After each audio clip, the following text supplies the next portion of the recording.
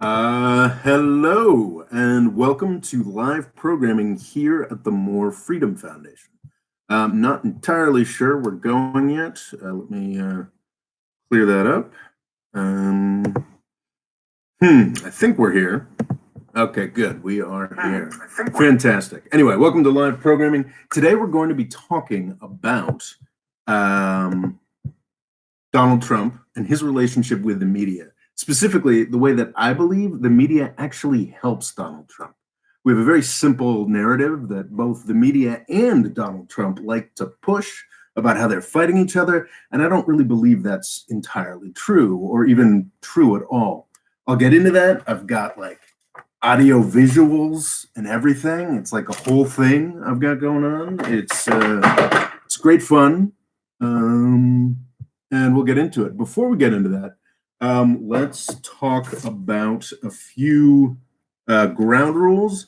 You'll notice that to the right of your screen, there is a live chat, and we encourage you to participate in the live chat. We are eager to have you do that. I'm not going to be able to pay attention to that while I do my presentation. Logo Cool Extreme, a guy who is in the comments, he's got a little wrench next to his comments, is in charge of moderating. You guys are encouraged to say anything you want about me. You can insult me, what have you. We're also pretty open-minded about the stuff you want to talk about. Very little censorship here. The one key thing is you are not allowed to attack each other. Please do not treat each other rudely or uncivilly. Be polite to each other. You can talk about anything you want. Loga has been doing a great job. We're very grateful to him for the moderating job he does. So I've prepared a sort of, probably half-hour presentation with visual aids, which I'm very proud of. And I'm going to run through that. And I'm not going to be paying any attention to the questions. Then we'll do Q&A. And I will then spend a whole bunch of time going through any questions that folks may have. So I'm not going to be able to go back to questions that were asked earlier. That's not, I just don't have the mental bandwidth for that. So once the Q&A starts, then please hit me up with those questions again. Okay, so today, I wanted to do this both because of just a whole bunch of news stories that came up last week specifically that just really irritated me. And actually, this is, I know there are some people who really don't like it when I lay into Trump. This actually isn't going to be a big lay into Trump show. I do not like Donald Trump, which I make very clear. But I think that the way that the media landscape looks leads to a lot of confusion, that leads to some stories that actually help Donald Trump in that they're so easily disproven that it becomes a problem. So I wanted to do that because those stories had come up that really pissed me off in the way that they sort of like helped Trump through a boomerang. And also because I did a video about 2 weeks back talking about how most media covers for the Republican Party. And I believe that to be absolutely true, and I'll talk more about that today. But I think I oversimplified the story with media, talking about, there's this, this monolithic media class that spends time looking after, certain agendas. And I think it's a very standard view of the media, of the mainstream media, that's just not at all accurate. So today I want to broaden that critique and sort of talk about what media in the United States actually looks like. This is going to be a very US focused video, and I'm sorry about that. There's very different details and varieties of this story happening all over the world. Some parts of the world have more robust and healthier media ecosystems, some dramatically less so. But the United States, because it's such a powerful country, what happens here and in our media environment is relevant to what happens all over the world. So I think the most important thing, the most important way I want to correct the view that I was putting forward in that video a couple of weeks back is the media is powerful. Yes, it is powerful. You know, the media institutions that sort of control what we see and hear are powerful, but they're also incredibly weak. And I think that's the most important takeaway from this video. Like, the media is both powerful and extraordinarily weak because of developments that have happened over the past couple decades, specifically the internet and how that's affected the way that everybody consumes news. It has really destroyed media and journalistic institutions throughout the United States. And it's impossible to understand the unique pathology of the media's relationship with Trump if you don't keep that in mind. The fact that the media landscape has been pretty much destroyed compared, you know, especially to where it was in, say, the 1990s. It's like it is a wrecked hellscape. And that's got a lot to do with how Trump even was allowed to become a thing, and also how media tends to support Trump in his continued efforts to, I won't say run the country, basically run the agenda. And that's the most important thing. So really, we've got like a number of levels to what sort of media is in this country. So I want to run through what's going on in the United States. Now, you have sort of, and this is this graphic that I made here that I'm very proud of, and there's a lag here, so I can't tell whether this is actually in the frame yet. But we've got big media, and we've got little media, and we've got dying media. And dying media and big media are sort of trending into each other in these ways. And as I talked about in that last video, we do have big media that is primarily interested in profit and a certain agendas that serve that profit, that serve those there we go, a little higher, that serve those agendas. So war, wokeness, tax cuts, and deregulation. These are things that big media institutions are very, very interested in. And that's why I believe that, you know, a lot of these big media institutions end up covering for the Republican Party in ways that aren't really wise or necessary, because the Republican Party is great for tax cuts, deregulation, and war. And so all of these things, I think it's pretty clear how. I mean, war is very profitable for a lot of corporations. Wokeness is, especially wokeness that doesn't cost anything, is great for building markets. You want more people to be included. So yeah, wokeness makes money, and tax cuts and deregulation make money. And so it's all about profit. And what's interesting about big media, it's nowhere near as powerful as it used to be. You look at like the 1990s, you know, you had, I guess in the 80s and 90s, you had, you know, cable channels that were coming in that were a big deal, but you also had the old line broadcasters, ABC, NBC, CBS. I mean, these are tremendously powerful institutions. Everybody, not everybody, but most people got their news by sitting down at 7 o'clock and watching some nightly news channel deliver stuff. That is no longer the case at all, like at all. So even big media, as they continue to pursue profit, is through these agendas is weakened and like dramatically knocked down. And it is one of the aspects of this is that big media is becoming more and more consolidated as it gets weaker and weaker.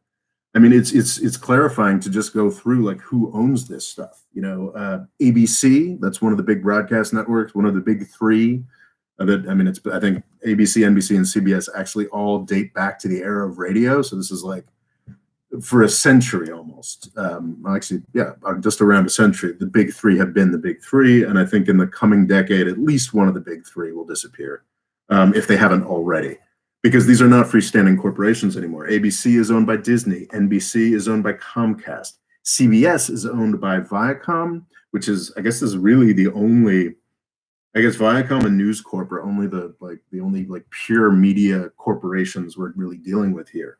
CNN is owned by AT&T. The Washington Post is famously owned by Jeff Bezos, so making one of the most secure reporting institutions in the country, because it is tied to the fortunes of Amazon, which is not a company that is losing in the internet age. The Wall Street Journal is owned by News Corp as well. So the Wall Street Journal is owned by is part of the Fox News empire. And the New York Times is also an independent company, but it's a public company. And what's interesting about all these sort of big media institutions that get more and more consolidated is they are all, to some extent, tied to the fortunes of the stock market. They are public companies. You can buy shares in all of these companies, including Viacom and News Corp.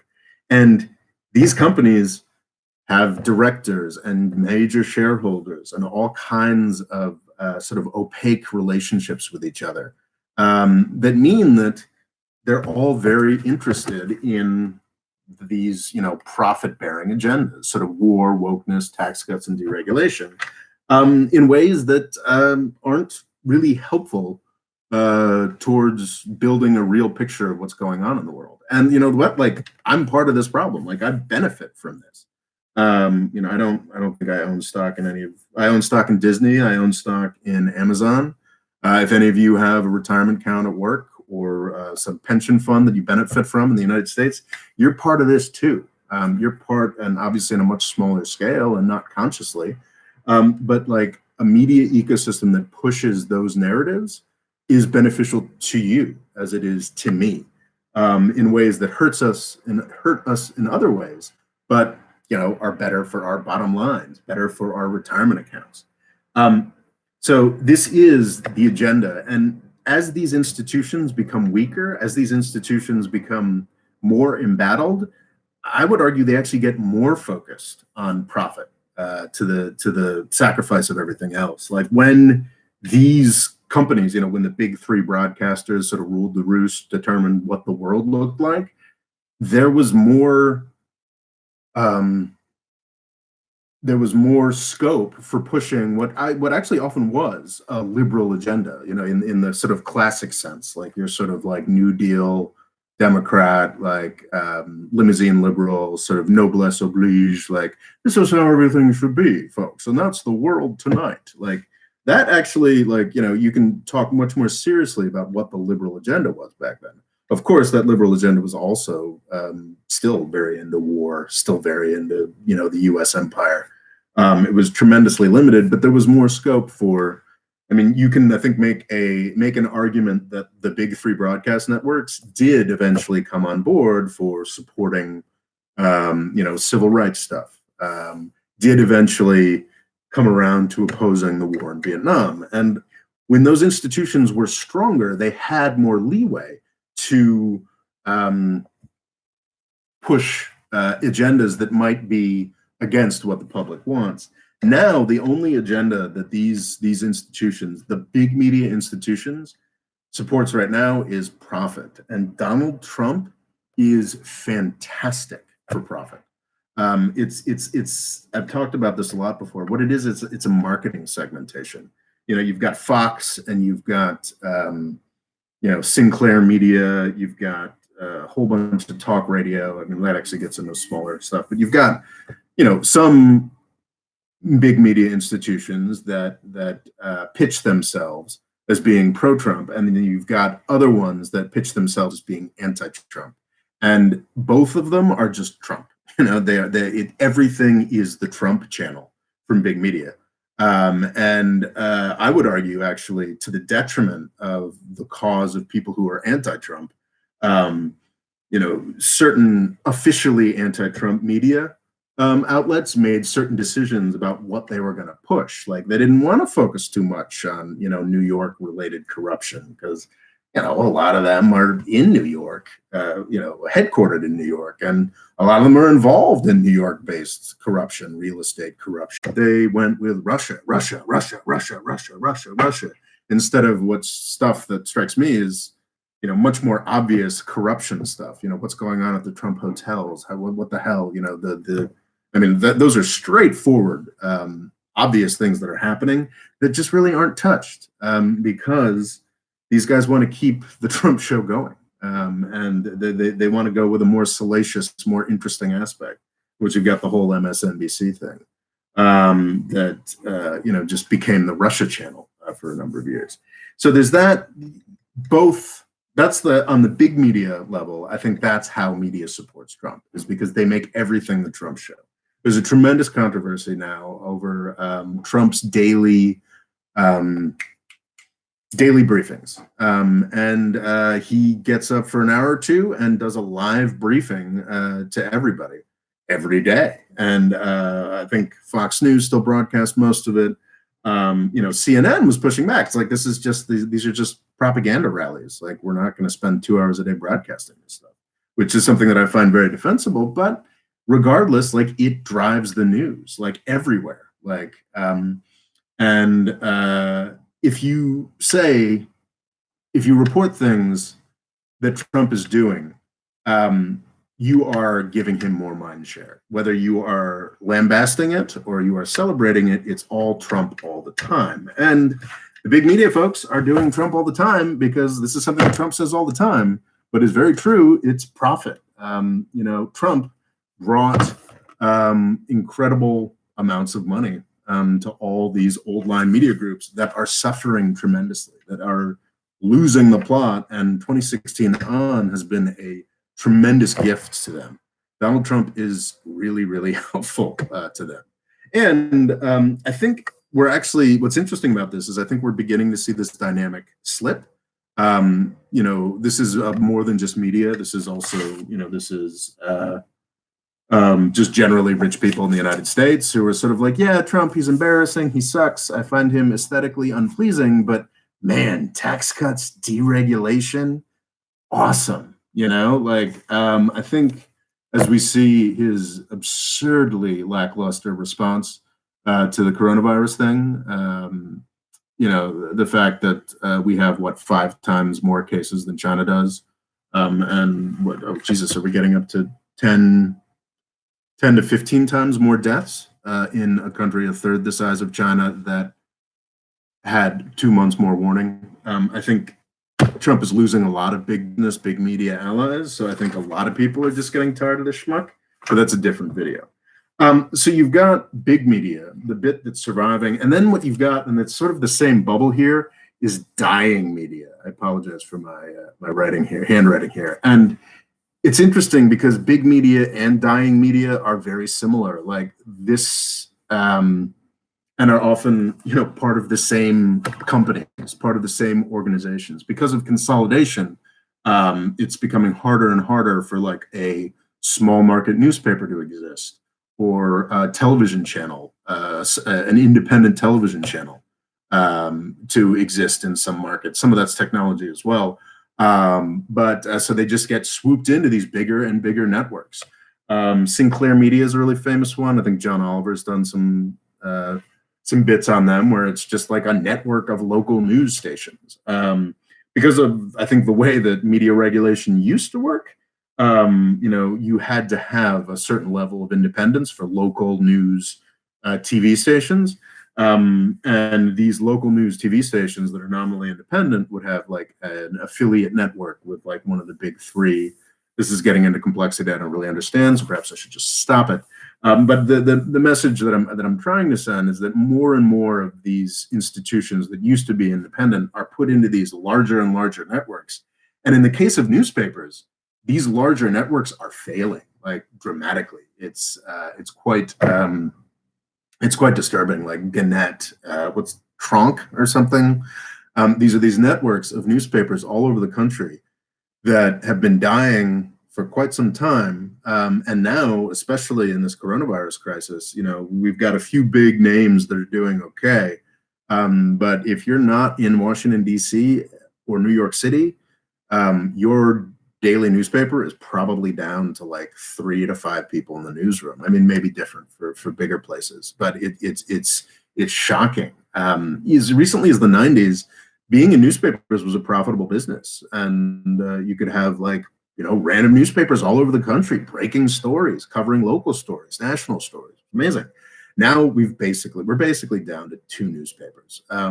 what's extraordinary is, I mean, like the Los Angeles Times, I think famously is firing a lot of people over the past couple of weeks. Even the Wall Street Journal, one of the best brands in world journalism, has been making cuts, and that's not coronavirus stuff. I mean, over the past couple of years, they've been making cuts. So yeah, I mean, it's all falling apart media wise. So then you've got, so really everything is dying media. Actually, yeah, I also wanted to talk about like new media. You may remember over the past 3 to 5 years, there was well, 5 to 10 years at this point.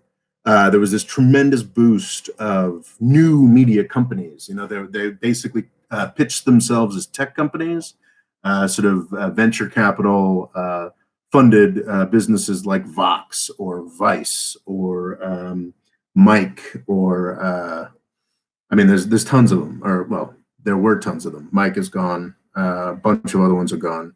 You know, Vice has gone from being obscenely overvalued to I think now it's basically just a TV show on HBO that's slightly overstates it, but does not dramatically overstate it. Vox is one that has survived and will probably continue to survive because it's now a third owned by Comcast. You know, like it's hard to trace through the corporate ownership on Vox, but it seems like they're mostly surviving because their network of websites is controlled. So that whole like, ooh, the new media, like the new websites are going to change everything, actually didn't happen. And those folks are firing people as well. The venture capital people found out you actually couldn't make venture capital profits off of new media. So that solution to our media catastrophe isn't working either. So yeah, so you've got big media, and then what you've got is sort of what's left here, which is what I call little media, which would, you know, include me, in fact, and really all of us watching this. I know a lot of folks here have Twitter accounts. Congratulations. If you've got a Twitter account that is active, you are a part of little media. If you've got a Facebook account that's active, you are part of little media. I noticed after I made this graphic that all these little arrows here, I think that's the gender symbol for male, which could be a sad, some subconscious commentary on how male the audience of this channel is, but was not intentional. I was toying with the idea of like putting a little cross here to make them man and women because that makes them all transgender symbols. So anyway, what I was trying to get at with this was that big media has agendas that go towards this, and it's pretty straightforward, and that's what it wants. And it also pushes those agendas down into the rest of dying media and little media. Little media wants to go in every direction. You've got folks who are huge Trump supporters. You've got folks who are, you know, like Joe Biden. You've got folks who love Bernie. You've got folks who just have agendas related to different stuff, you know, anti-intervention, pro-intervention, war, you know, and you've got I mean, this is a sea of just everything, and it's on all kinds of platforms, you know, Facebook, Reddit, YouTube, Twitter. I think Twitter is specifically more important for this sort of media ecosystem. I think that you know, everyone likes to talk about how Twitter isn't real life, and Twitter isn't real life. But I think everybody who works in media journalism is on Twitter, and that helps to shape what the broader agenda is. So all of little media, and I think on balance, there are a lot of people in little media who hate Donald Trump, like, oh, I don't know, me. But you know, it's all in these different directions, and I think it's actually quite a good thing that this exists, because I do believe that on balance, this is better than it was back in the 80s and 90s when, you know, free broadcast television networks decided what the world believed or what the United States believed. I do believe strongly that this is an improvement. But what we're seeing is a real sort of shaking out here that's kind of disastrous. And sort of the dying media bit here, like this includes a lot of little media. And a lot of people in little media fall out of dying media as companies go out of business. So yeah, I mean, a lot of these interactions, you know, people I interact with on Twitter every day, like actually work for real organizations, you know, real media organizations that still exist.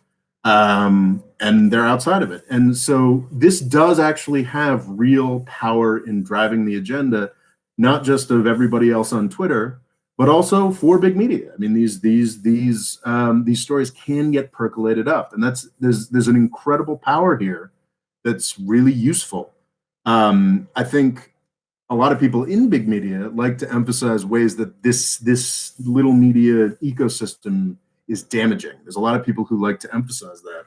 They'll point to all kinds of stories, from cancel culture to, Donald Trump. But I also think that this sort of internet-enabled democratization of journalism has also brought about amazing effects. I founded this channel to mostly talk about criminal justice in the United States. It's a controversial thing to say, but I actually do believe that criminal justice in the United States is dramatically improving. I think that's because of the internet-enabled transformation of media and journalism.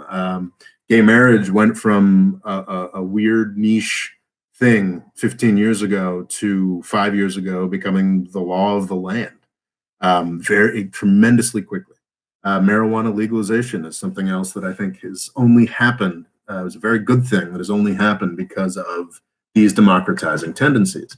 I think the fact that we didn't go to war in Syria has a lot to do with, that we didn't pull a full Iraq on Syria has a lot to do with, this democratization of media. So I think it's a very good thing, but it also makes things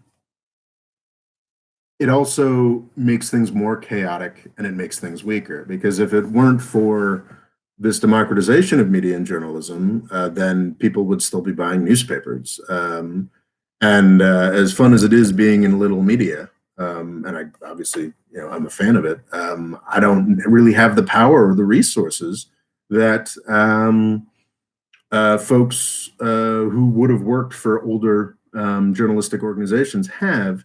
And the key point is that even in the big media institutions that are left, that are still surviving, with like a few exceptions, like the Washington Post, the New York Times, seem to be cutting down on the resources that they have.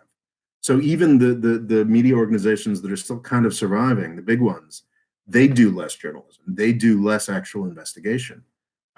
So that's where we're at. So I think that's like the main thing I wanted to say, is just that, like, this idea that, Trump versus the media is Trump battling against this like all powerful organization. It's not. It's like it's a really weak, divided, falling apart kind of thing. And there's a couple stories I wanted to talk about, just sort of how little media helps Donald Trump. And specifically, the way that little media can help Donald Trump is it gives him minor victories.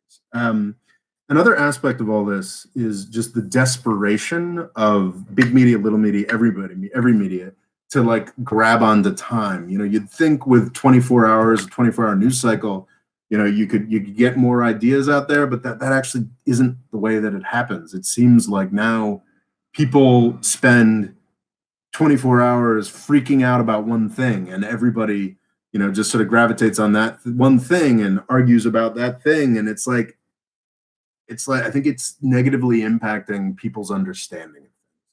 I've sort of got underlined here, like, sort of people only remember feelings. And unfortunately, in a number of stories, this is just last week, a number of stories from last week, and it'd be interesting, I think some of the folks here, you may believe a lot of these stories to be true in certain ways because you saw it on Twitter, but they're not true. And I think that as each of these stories became the story of the day, and then their debunking became the story of the day, I think that the feeling for a lot of people who sort of half pay attention to this sort of thing was like, oh, Trump vindicated again. And I think that's one of the real weaknesses of little media, and something that I strive to not do, is that I strive to not use my very real loathing of Trump and his influence and what I truly believe to be the damage that he's doing to this republic. I try not to let that run out ahead of my news judgment. But here's three things from last week that like became victories for Trump because they were very quickly shown to not be true. So you may have heard about a German politician accusing the U.S. government, the U.S. military, of theft, of piracy, of stealing, vital PPE, vital, masks that the German government needed. By April 8th, he'd sort of that one of those politicians had to back off and apologize. Because we all want to believe that, oh, Trump, the evil, dastardly guy, he's actually out there doing piracy. And that's simply not what's happening. What is happening that is kind of insane is that there is this sort of Wild West commercial competition. I think between countries that was going to happen anyway. But what is happening is having this competition between states, which is between states in the United States, which is insane. And the federal government should have absolutely stepped in to fix. Unfortunately, that's not happening. And the federal government is acting as a competitor to states that are disaster areas. And it's something that could have been coordinated. It could have been done much better. And I would not be surprised at all if there are opportunities that people in the very corrupt Trump orbit are taking to profit off of this. But this idea that the U.S. military is acting as a bunch of pirates is absurd. It's not what happened. What happened is somebody undercut a contract that some German government agency had made for these goods. Someone in the U.S. paid more for it and snaked them, which is, fucked up, but it's not piracy. It's not the U.S. government flying around stealing shit. But I think a lot of people sort of saw this on Twitter and either believe that, or if they are predisposed to like Trump, read a little further, found out that it's actually bullshit. And so we basically had a lot of fire and flurry that doesn't actually solve anything, actually kind of makes things worse. Another one, and I think this was the New York Times was implicated in this, but this was huge on Twitter, was OMG. Do you know it's, oh man, I had practiced how to say this, but Trump is famously talking about hydroxychloroquine. Did I get that right? Hydroxychloroquine as if it's this miracle drug, and it's pissing off a lot of medical folks because there's no proof of that. Turns out it's not actually doing much that's great in clinical situations. Supposedly, I'm not a medical person. Maybe it is going to be a magic drug. It's a little hard for me to believe that Trump has some special insight here.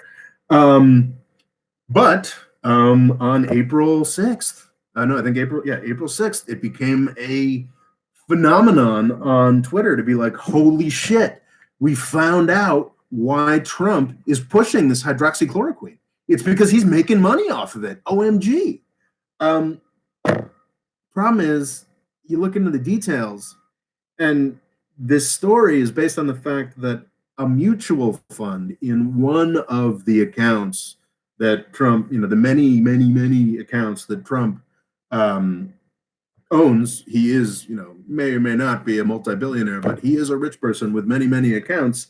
There's a mutual fund in that account that owns 3% of Sanofi, the pharma company that makes hydroxychloroquine. So I think somebody did the math and it was Donald Trump might be stand to make $99 off of the, presumable spike in whatever. You see, this story doesn't just serve to undermine cases against Trump. It serves to undermine really valuable cases that can be made against Republican senators I think it's Richard Burr and what's her name, Kelly Loeffler, who are folks who profited majorly, almost certainly off of inside information about the impending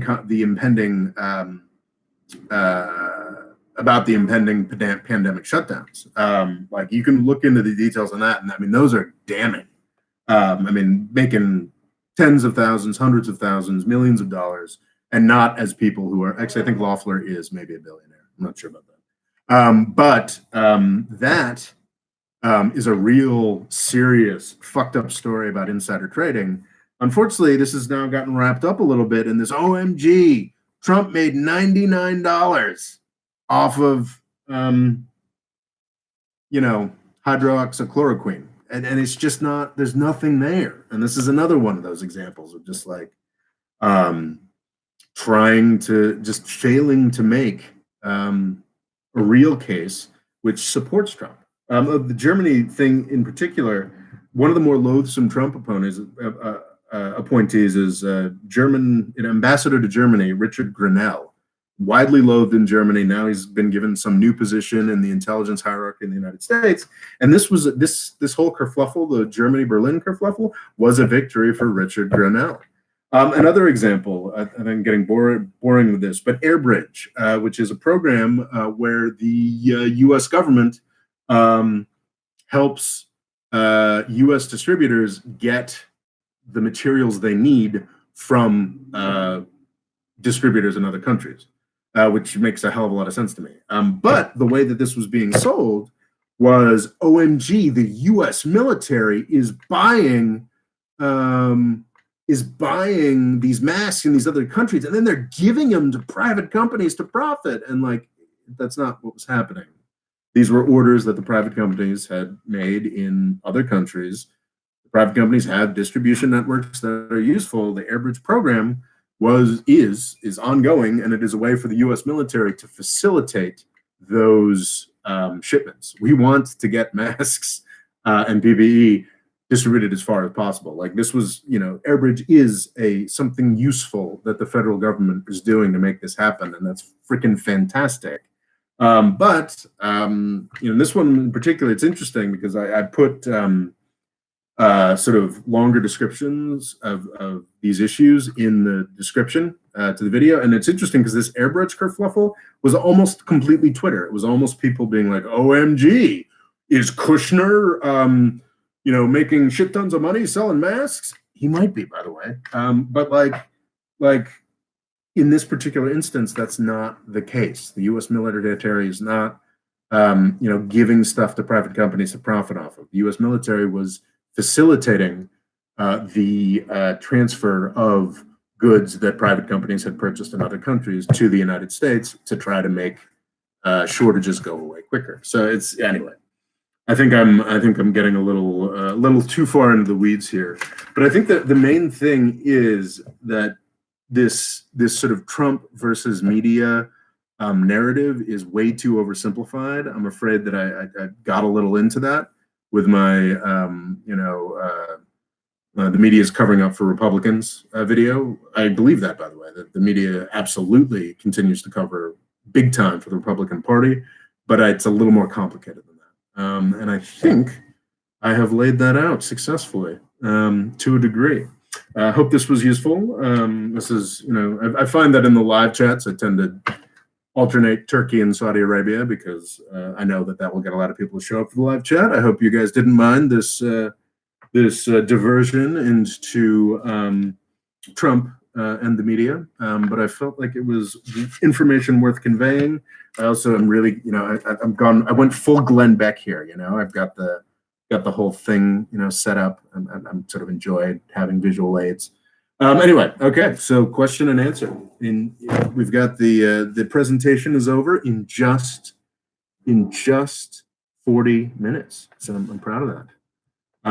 So yeah, who's got questions? Who wants to talk about what? All right. Logan Cool Extreme asks, Mo Freedom Foundation, what objectively evil thing has Trump personally done as president?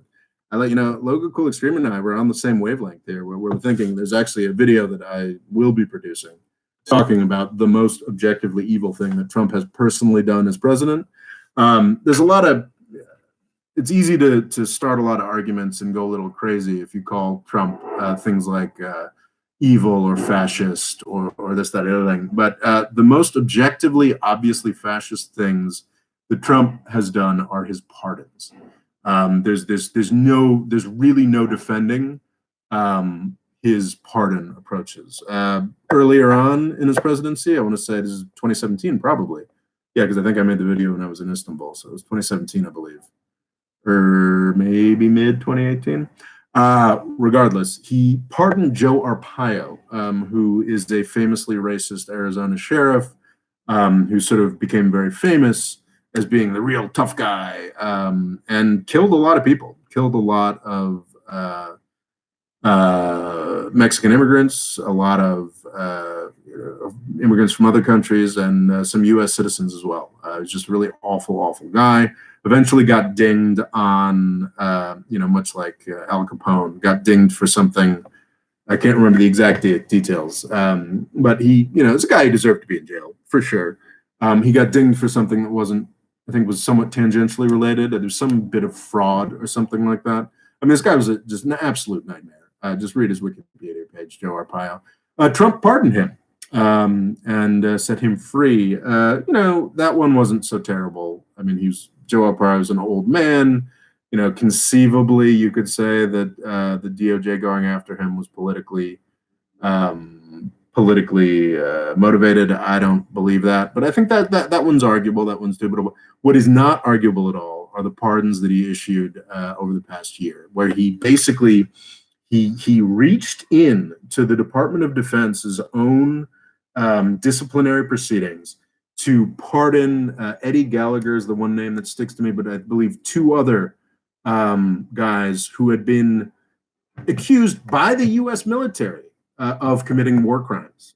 He ended, I think Eddie Gallagher had an ongoing investigation court-martial that Trump reached down and ended. There was at least one other guy who had been convicted of war crimes, of brutality against innocents or against POWs in Iraq and Afghanistan. I mean, these are people who the U.S. military went after. This isn't, some namby-pamby international bureaucracy accusing our boys, our warfighters of problems. No, this is the U.S. military saying this person is a danger to the U.S. mission, to innocent bystanders, and to his fellow fighters. This is something that the U.S. military was saying. And Trump reached down into that process to pardon these people because he thinks killing brown people is fine. I mean, that's sure, that's my spin on it, saying he thinks killing brown people is fine, but that's what these pardons are about. And that is, I believe, the worst personal evil thing that Donald Trump has done. And I will do a more produced video on that, certainly before the election. Okay, questions. Sif Edin Ruma says, Trump says corona crisis in USA is done and finished. Is that true? Especially all the media says no. I think Trump is an idiot who's completely inconsistent in what he says. I think, maybe today he's pushing, we got to open up, everything's fine, we're peaking. If you look at the numbers, it does look like on some of the numbers, like the data is shit, basically. But according to some versions of US statistics, it looks like the cases are peaking, which is very good. Like we are successfully, flattening the curve or what have you. But to get to that point, we needed to shut down a lot of the country. So this idea that like, oh, cool, we flattened the curve, like that doesn't mean we've gone down to 0 cases. That means we've gone from like, we're no longer doubling in cases every day. We're now just, have the same high number of cases. If we open up again, then without testing and tracing capabilities, then we're fucked. So what we need is much, much more large-scale testing. For a month now, Trump has been promising large-scale testing. My understanding is actually some of the federal testing is already shutting down. That's just not going to fly. Trump doesn't have, as is famously becoming a point of contention this week, is Trump does not have the power that he claims to have. He can't, if he wants to open up the economy, he doesn't have the constitutional power to tell governors what to do. That's just not something he's capable of. And also, even if he did have that power, and in some Republican states he does, because a lot of those Republican governors are terrified of Trump's Republican base, people aren't going to go back. Like, yeah, some people will go out to restaurants and stuff, but like most won't. Most old people won't. And old people consume a lot of, a lot of the goods that aren't being consumed right now. People aren't going to be super psyched to go flying around everywhere. A lot of countries in the world aren't going to be super psyched to be taking Americans. So yeah, like no, this idea that there's some support for the idea that we may hopefully be reaching a point where the rate of new cases every day in the United States are falling a bit. Deaths are still going up, but that makes sense actually because it's a 2-week disease. So like if new cases are coming into the hospital, it can take them a week or two to die. So we're still dealing with that ramp up. So you can make a case for that. You cannot make a credible case that Trump is making that, oh, we got to open the economy now. I mean, it's quite stupid. But like it is this weird thing of like what happens when ideology collides with reality. For a lot of things, because Trump is in power and there's a lot of investment, say like, for conflict with Iran. There's a tremendous lobbying group behind that, and a lot of people who think it's a bad idea but don't really care about it enough. So he and Pompeo, they can just keep asserting their bullshit, and everybody just sort of moves on. Coronavirus, this is not a situation where Donald Trump and Fox News and Rush Limbaugh can spout a bunch of bullshit and then we all move on. This is a physical constraint that we're all dealing with. So yeah, I don't think that's gonna happen. Question. Destructive Blade says, speaking of the media, what do you think of the coverage of the Democratic primaries? I think I get the sense you might be leaning towards a Bernie Sanders was robbed interpretation, which I don't really share. I would have been perfectly happy with Bernie Sanders as the Democratic nominee. I think that he would have been certainly a better president than Trump or Biden. And specifically his foreign policy was fantastic. But yeah, I mean, like the Democrats are more moderate than, little media on Twitter. And it's not that shocking that Biden ended up winning this thing. Like, did the party coordinate to steal this from Sanders? Of course. Yeah. I mean, obviously, like, guy's not a Democrat. Like, that's not particularly surprising.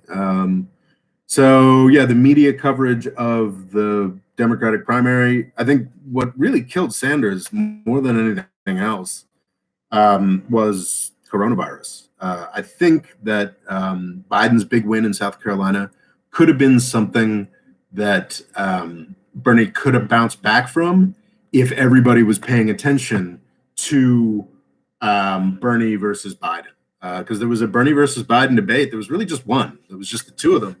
And both of them, I think, compared to Trump, both of them as responsible political figures felt that they had to be focused on coronavirus and the coronavirus response. I think a lot of folks stated, and I think you can make a very good case that Biden just sort of outright lied a lot about his record in that debate. And if coronavirus hadn't been the issue, hadn't been pushing absolutely everything else out of the news cycle, I think Sanders could have really ripped into Biden. I think Biden, all kinds of issues about Biden could have been, if it weren't for coronavirus, I think that it's quite possible that Sanders and Biden would be battling quite viciously at this point. And yeah, you absolutely would have seen media bias acting to support Biden in that. But I think there's a real possibility that there could have been a real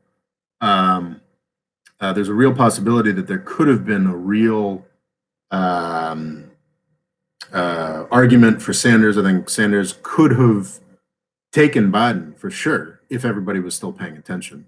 But I think that just like every sane politician in the world has gotten a tremendous boost from sort of every sane politician in power in the world has gotten a big boost from the coronavirus thing. People just like desperate for some kind of normalcy. I think Joe Biden got that boost as well. Trump got a 5% boost that has since fallen away. So yeah, I just think what was more important at the end of the Sanders campaign was coronavirus than media manipulation. I definitely think that media and Democratic establishment was anti-Sanders for sure, but it wasn't some evil plot that ended the Sanders campaign. It was coronavirus. Brando Commando making an extraordinary generous $20 super chat donation. Thank you. Anybody can do that, by the way. You want to chip in a little money with a super chat? I'm here for you. And I will definitely answer your question if you do a super chat. So Brando Commando asks, do you think we are going to see a revival of the industrial economies after this, i.e. Japan, Germany, the US? Japan signed a $900 billion stimulus package with $2.2 billion aimed at moving their factories out of China. Was it really $900 billion? Jesus.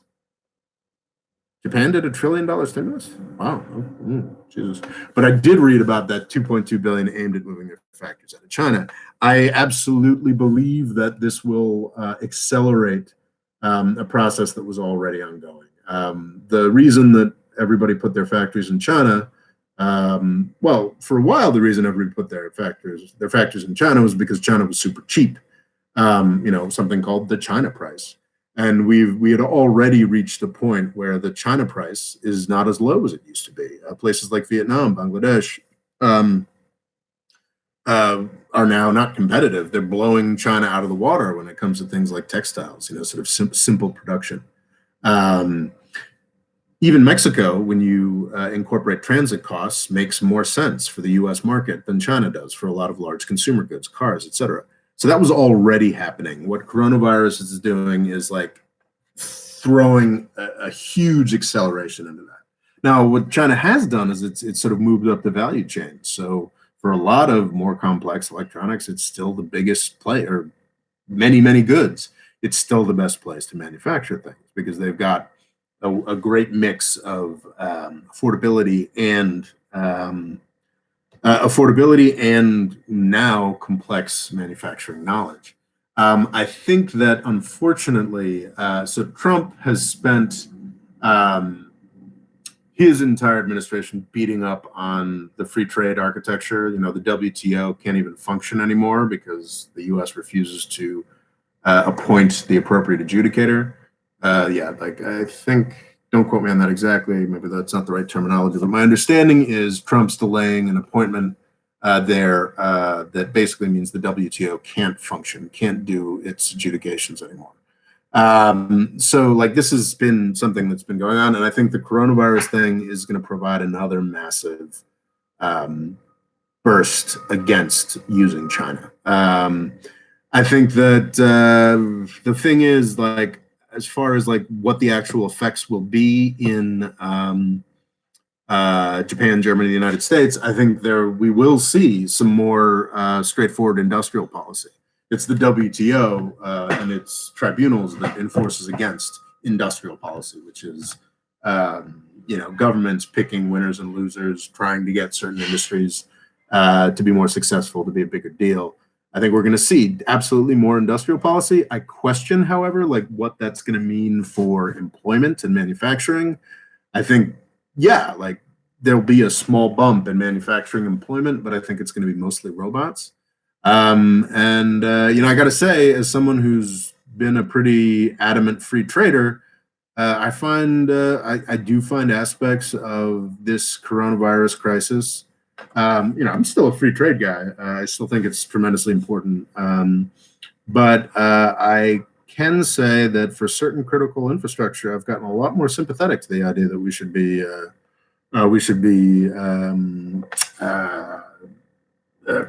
crawling. What's the word I'm looking for? Yeah, crawling, not crawling, clawback. Yeah, I do think there should be some clawback of essential infrastructure in the United States. And if I'm thinking that way, as a guy who's always traditionally been a huge free trader, I'm sure, because I've sort of been, out there on the neoliberal pro-free trade spectrum for a while. I think if I've moved a little more towards industrial policy, I think that the U.S. view generally has as well. I mean, Germany, I think Germany and Japan have already operated much more enthusiastic industrial policies than the United States has. But I think they'll probably move further towards that as well. So that's a very good question. I think that's a very important dynamic that unfortunately I have not read enough about yet. But I think that's very true. Yeah, I think that's something that's definitely going to happen. Questions, questions, questions, questions. Questions. Saif Adin Aruma says, I live in a poor country, Tunisia, compared to USA, and my government says it's going to probably stay closed. Why is rich country like USA is going to open? The USA is not going to open. I think Germany, like South Korea, is going to open in the next month because Germany has done enough tracing and enough, it's test and trace. What's key? I use that. I use that a lot. I should define what it is. So testing is obviously testing, finding out who has coronavirus, and tracing is key. You have to, once you find out who has coronavirus, you have to see who they hung out with, where they went over the past couple weeks, and then you have to find out who they interacted with and test them too, and then sort of go out from there. Germany is capable of doing that because Germany's been on top of it and has done enough testing from the start. That's why Germany's been doing this. The question as to why a poor country might stay locked down longer is a very interesting one, actually, and a very sad one, which sort of speaks to just sort of general inequality. The United States, as bad as we have fucked this up, has resources. We can afford as badly as we fucked this up. I think it's estimated that like 10,000 people have died in New York City alone outside my window. Which is really fucked up. But we have medical systems. We have the ability to surge medical resources towards places that are having problems. It looks like at this point that New York City, because it's the only place in the United States that really isn't dominated by car culture. There are other cities that have public transit systems and walkable areas, but it's really only New York City where everybody lives, like where that's the main focus. So I think the United States is going to have the biggest problem. Tunisia, or unfortunately, I think one country that's really getting slammed. I've got a roommate, she's from Ecuador. That's a country that's really getting slammed. Don't have the resources to handle this. Don't have the intensive care unit beds. Do not have the resources to handle if an outbreak the size of what has happened in the United States happened in really any country in the world other than the United States or Europe, or South Korea, Japan, maybe Indonesia, Malaysia. If it had happened anywhere else, it would be absolutely catastrophic. There just simply wouldn't be the resources to deal with it.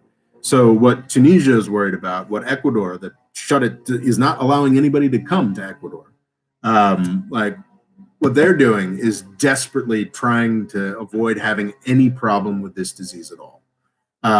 So in Tunisia, I think the public health and authorities and politicians are saying like, look, like if we go US sized with our disaster, like we're just not going to have functioning hospitals. All our doctors and nurses are going to be at risk. We can't do this. So that's why poorer countries are being more severe in many cases in their reaction to this than richer countries. So I hope that answered that question. Tosbeck asks, how do I make it as a Wall Street guy? Just graduate from Ivy League college. That's a true. I wouldn't know. I failed to make it as a Wall Street guy. I think it helps to already be living in New York City. As I recall from my summers on Wall Street, it seemed like everybody was from Staten Island. But yet, no people go to an Ivy League school. That's how you become a Wall Street guy. Those are not very helpful. But why would you want to be a Wall Street guy? I mean, come on. Anyway, questions. Appreciate that. Logo Cool Extreme is pointing out that super chats get priority on the questions. If you chip in some money, get some questions answered, guaranteed. Okay. Question.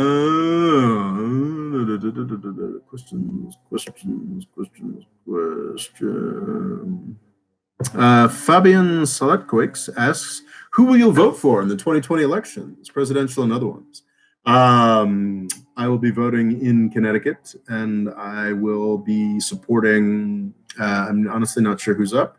I'll probably be supporting Jim Himes for re-election. Basically, I'll be supporting Democrats across the line. This is the fourth Republican disaster I'm living through in my adult life, and after 9/11, 2008, Iraq, which was before 2008, and now the Trump virus. The idea that any Republican deserves any support is a real hard one for me to make. In the 2020 elections, I will vote for Joe Biden. Traditionally, I've heard that Justin Amash might be running as a libertarian, and honestly, in Connecticut, my vote is meaningless, so it'd be very tempting to just vote for Justin Amash. Connecticut is a blue state and will be a blue state in 2020, barring world historical shocks and shifts. So I'd be tempted to vote for Justin Amash as a libertarian, but I think even if Justin Amash ran as a libertarian, Justin Amash is the sole congressperson with conscience who basically quit the Republican Party because he was so appalled by Donald Trump. So yeah, like I'd be tempted, but I probably wouldn't vote for Justin Amash. I'd probably just vote for Joe Biden because it's important to me that Biden win by a lot and absolutely destroy Donald Trump. So yeah, I'm not excited to be advocating for Democrats, but the Republicans are a bunch of anarchists that are trying to destroy my country and have been actively doing a fairly good job of that for the past 20 years. So, I guess go Democrats. Anyway, Yathi the Canuck asks, how do you think Bernie would have campaigned better so he could have won? Oh man, there's a lot of people asking that question. I mean, maybe a little less revolution talk. Thing is, Bernie was Bernie, and Bernie was gonna be Bernie. I think that a lot of people are just saying that, like, well, a lot of people are saying that, oh, structurally he never had a chance, just wasn't going to happen. They're always going to shut him down. But I do think he had a chance. I think that if it weren't for the coronavirus, he would have had a real chance of taking down Biden. So yeah, I don't necessarily know. I mean, it was a pretty miraculous. I mean, he won all four of the first states, or all three of the first states, by convincing margins. Even Iowa, where they fucked up so badly that it wasn't clear until weeks later. So I don't know if I could say, and honestly, I didn't make a huge study of Bernie's campaign. I mean, I know what he's for broadly, but I didn't. I'm not that excited about following the minutia of presidential campaigns, especially less so at this point. I probably won't be doing any more U.S. presidential campaign videos until the summer. But unless something like dramatic comes up. Honestly, I think Bernie could have won if it wasn't for coronavirus. Okay. Yeah, Pandemonium Niebuhr is sort of giving the standard response, which is don't hire a bunch of SJW idiots to manage his campaign. I don't really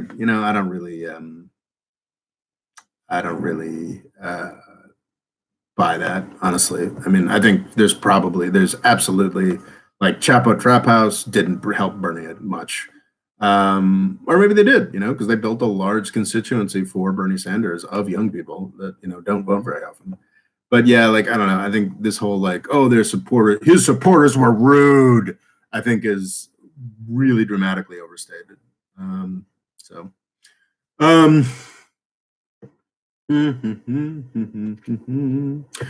Okay. Logo Cool Extreme asks, Mo Freedom Foundation, who deserves a swap line from the Fed? Thoughts on India and ASEAN countries like Malaysia getting one?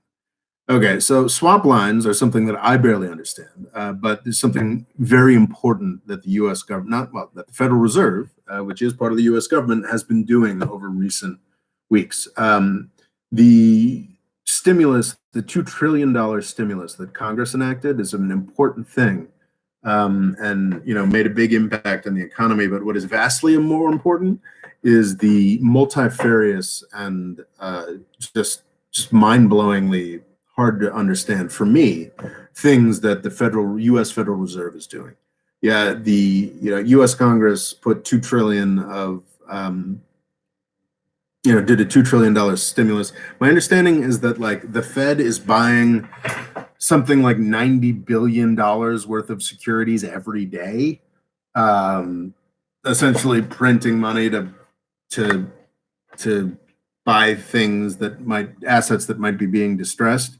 I think you can definitely make a very from the left argument that this is insane and irresponsible and bailing out all these business actors that don't need to be bailed out. But I think more, right-leaning neoliberal approach that, well, actually things are really, really, really fucked right now. And while I think it's absolutely true that the Congress should have done more for working people in this country with their stimulus, that's not really what the Fed's role is. The Fed's role is to make sure that markets still function, and that is what the Fed has been doing. To that end, one thing that they have been doing is these things called swap lines. And what swap lines are is actually providing dollars not to U.S. businesses or U.S. Markets, but to foreign central banks. And the swap line is, I think, the easiest and best way to do that, in that basically it's the Fed provides dollars in exchange for the currency of that other countries. These swap lines are the most, it's essentially just free tens of billions of dollars for these central banks, which allows them to then put those dollars into circulation in their countries, which keeps the dollar from spiking, because people have been putting a lot of assets into dollars, which was creating these dollar spikes, which meant that a lot of people weren't able to borrow dollars, which could have been really, really disastrous. That could have been like the credit crunch, the 2008 style type thing. So I think the Fed was right to avert that kind of catastrophe. I feel like I'm just dropping people. And I'm watching the number of people listening to this go down as I talk about the Federal Reserve, which is stuff that I don't fully understand. I'm not convinced that many other people understand either. So the swap line is like the top, like most, is like the Cadillac of or the Apple iPhone of things that the Fed can do for a foreign country. And traditionally, it's only been, I think actually now it's up to like maybe almost 20 countries, but it's traditionally like for countries that are seen as very, very stable and their currencies are very stable. And these are folks that we can trust to, honor honor the swap line thing. So I think even with the swap lines, the U.S. profits, like the Federal Reserve profits. The swap line is a very generous way of doing things, but there is money that comes back to the United States, comes back to the Federal Reserve. The Fed profits from these actions.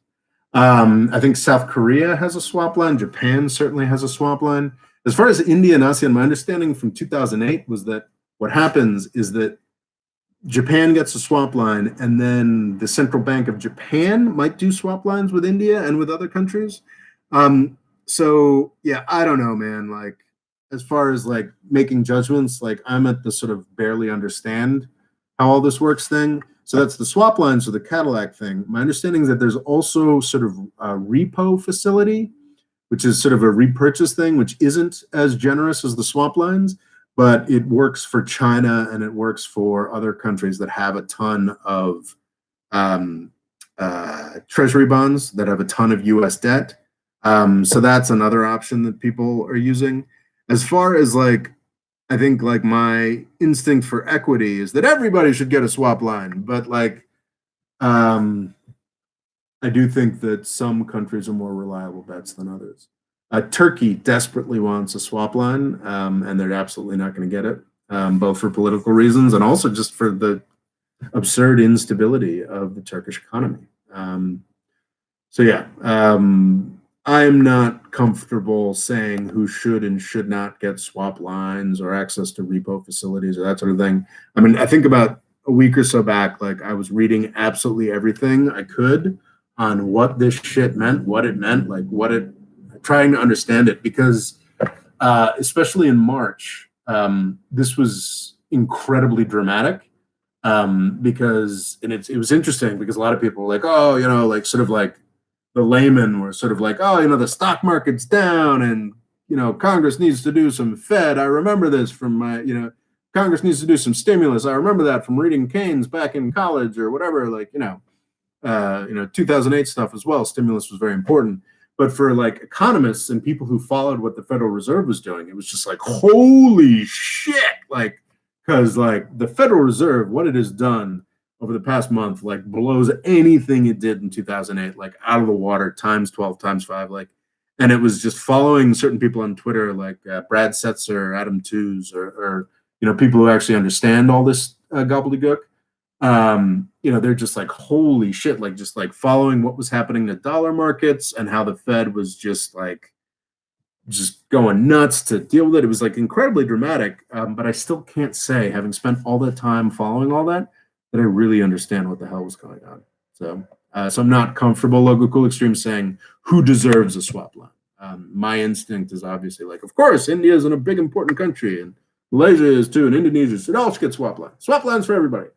But I'm not sure that's true. But I also don't think I have the wherewithal to truly talk about that.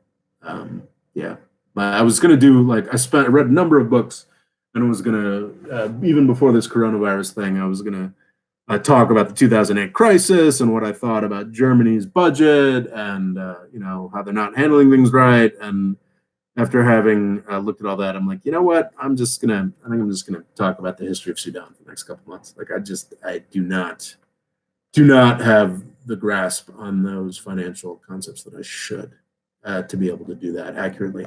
I'm not confident that anybody has the grasp on the financial topics that they should to be able to do that accurately. So yeah, I got into it a little bit with my China coronavirus video a couple weeks back. I don't think a couple weeks in that looks dramatically wrong. But I think I was sort of out on a tightrope with stuff that I don't fully understand when I did that video.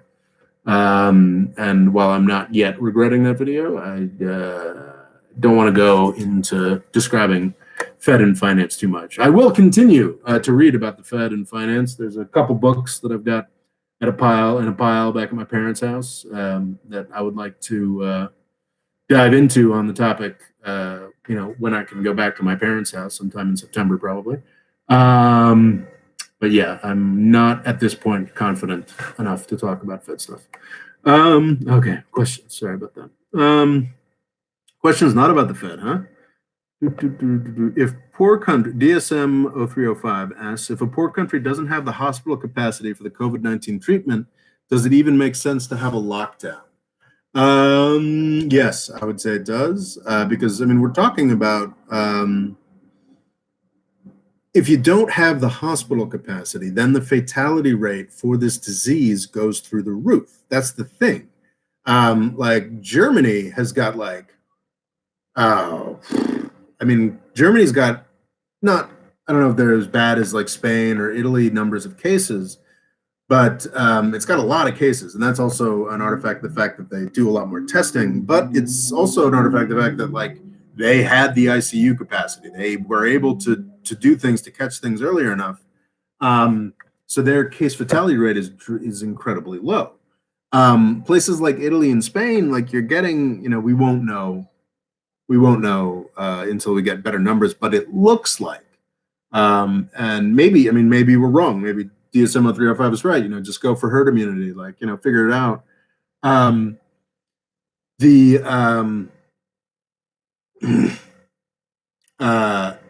when a hospital is losing capacity, it's not like people are going to be sick and just be like, oh, I've got the COVID, I'm going to die at home. They're going to go to these hospitals. And even if they do die at home, they're going to just die at home.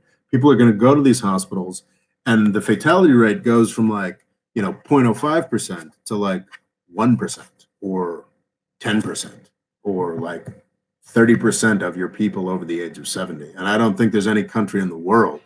I mean, the United States is renowned for being the most vicious and neglectful of its older people. I don't think there's any country in the world that's going to be like, oh yeah, all our grandparents are going to die. Let's not try to do anything. So yeah, I don't think that's realistic. I mean, it's possible that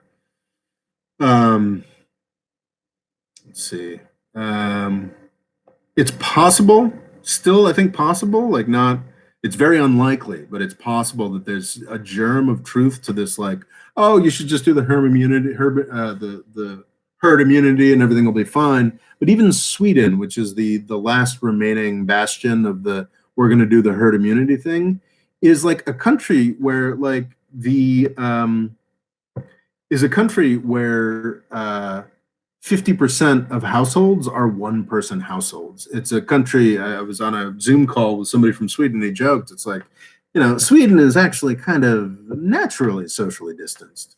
It's not like people are all going to restaurants and concerts all the time in Sweden either. So yeah, whereas possibly Sweden, there's like, I don't know, I'm like 50-50 that Sweden's actually going to pull this off and continue going with its herd immunity strategy. And this is with all the resources of Sweden, and in a very distanced, not atomized culture. Maybe Sweden will be able to pull this off. I don't think an Ecuador or Tunisia or even a Turkey or just countries with, like, I don't want to be too stereotypical, but countries with more with stronger community senses, with stronger family ties, would be able to pull off the herd immunity thing that Sweden is trying to do. Okay. Amit CI asks, the World Health Organization's future, same as WTO? No. I think that Trump does a lot of stupid, irresponsible shit, but my God, his like pillaring of the World Health Organization over the past week is just the dumbest shit. It's just, it's so stupid. So you guys are familiar with Pearl Harbor. It was this extraordinary the Japanese attack on Pearl Harbor back in December 7th, 1941, was one of the most extraordinary intelligence failures in U.S. military history. So what Trump is proposing here is essentially like FDR saying, the military fucked up. Japan attacked us. We didn't know about it. The appropriate response is to disband the U.S. military. That's almost exactly what Trump is proposing here by blaming the World Health Organization. It's the dumbest shit imaginable. No, the World Health, so the WTO, and the thing about U.S. trade architecture is that, world architecture is it's not world trade architecture, it's U.S. trade architecture. It was written, it was put together by the United States, it was set up for the benefit of the United States and U.S. businesses. That's just the way these things are. If the United States decides to blow up the WTO, I don't know, there's a chance, which is what Trump is trying to do. Yeah, then who knows? I mean, there's a chance that Europe and China and other countries can decide that the WTO is still useful and they might be willing to preserve it. Maybe, but unlikely. And in fact, I think because of the structure of the WTO, the US president actually has to appoint people to the WTO for it to continue to function.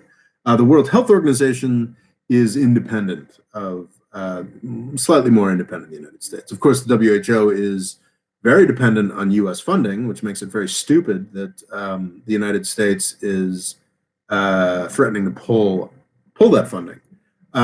What's even more nuts is the reason that the WHO is coming under such fire, some reasonable, some justified fire in the United States and in the world, is because it was seen as being too deferential to China.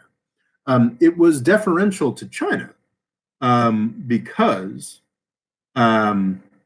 It was deferential to China because, well, there's two reasons. Because China is a big country that does a lot of funding, and because to deal with pandemic surveillance, they have to be in China.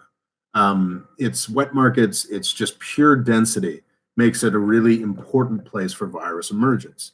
So yeah, the WHO is going to be pretty neglectful of Taiwan. It's going to defer to Chinese health authorities because for the WHO to do its job for the world, for the United States, for everybody on this fucking planet, it needs to have access to China. Another way that plays out is that if the US is like, oh, we don't want to fund stuff anymore, then the WHO becomes more reliant on funding from China. So Donald Trump being like, okay, we're going to disband, one of our best tools for dealing with this stuff, rather than, that's nuts. But then to say, oh, we're going to help WHO, we're angry at WHO for too much Chinese influence. So to deal with that, we're going to put it under more Chinese influence because the two biggest funders of WHO are China and the United States. If the United States leaves, then China gets even more power and control of the WHO. So the Trump's approach to WHO is idiotic. A World Health Organization or something like the World Health Organization is especially this year an obvious public good that the world needs. It's harder to make the case for the WTO that way. So while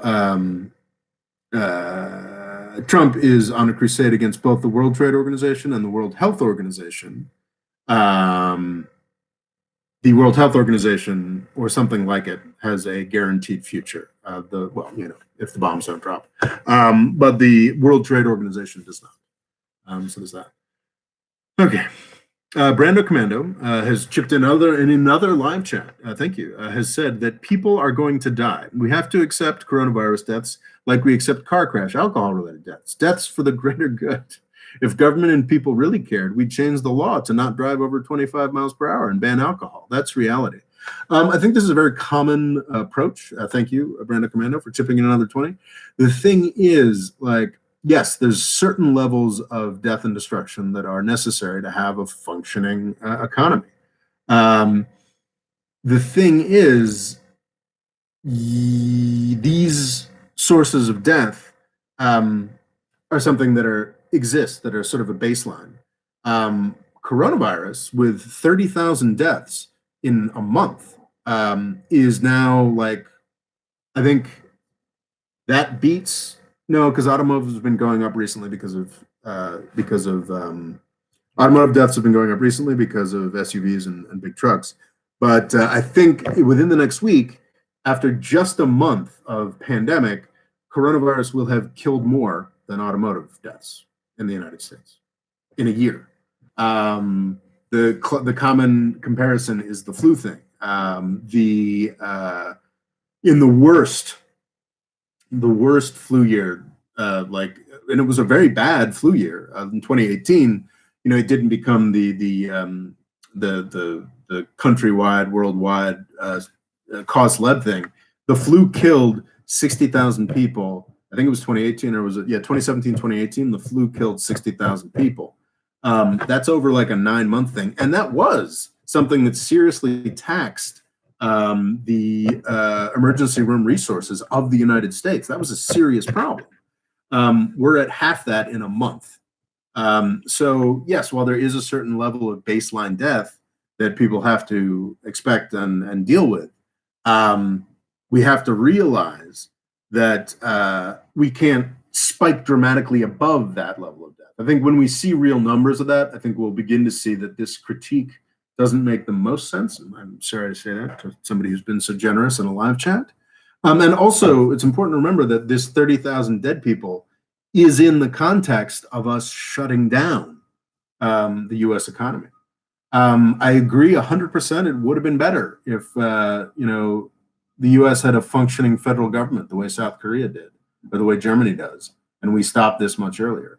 But unfortunately, this is the tool that we have to deal with. And Brando Commando is absolutely right. We are going to get to a point where, within a month, where it's okay, stop it. We gotta get back to some degree. But what we're going to do is we're going to ease back in. We are going to come in slow. We're going to come in much more. We're going to have people going back to offices. We're not going to have people going back to movie theaters. We're not going to have people going back to sports games, where sports will happen, but there's not going to be people in the stands. Probably not until we have a vaccine.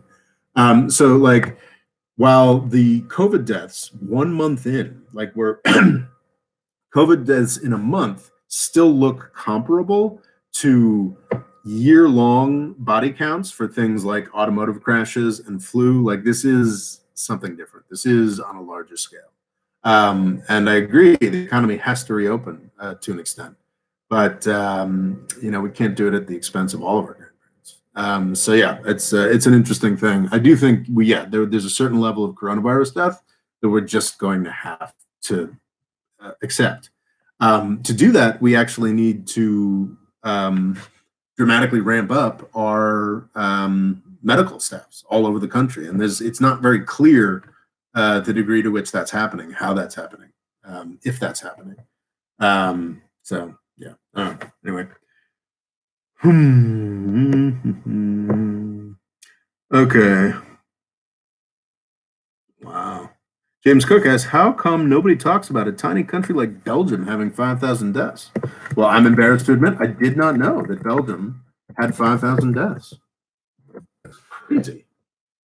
Yeah, wow. Yeah, did not know about that. Thanks, James Cook. Haven't Googled that either. Ecuador 500. Huh. And well, the difference between Belgium and Ecuador is that Belgium is a place with resources and also a shit ton of old people. That's another dynamic of just how disastrous things have been in Europe, is there are just a lot more old people, Italy specifically. So yeah, Ecuador, as horrific as the news has been from, Ecuador, I can't remember what the name of the Ecuadorian city is. It's not Quito, but it's the tourist-focused one. But anyway, they famously have piles of corpses out in the streets, and that's with only 500 deaths, which is sadly an indictment of. Well, let me stop myself there.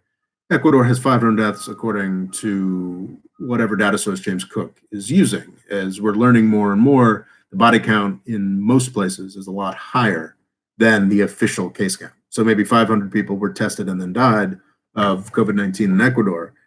We already know that their resources for not just treating people, but testing people and finding out, whether people have deaths have been obliterated to the point where there's bodies in body bags on the street in the city in Ecuador that I haven't looked into.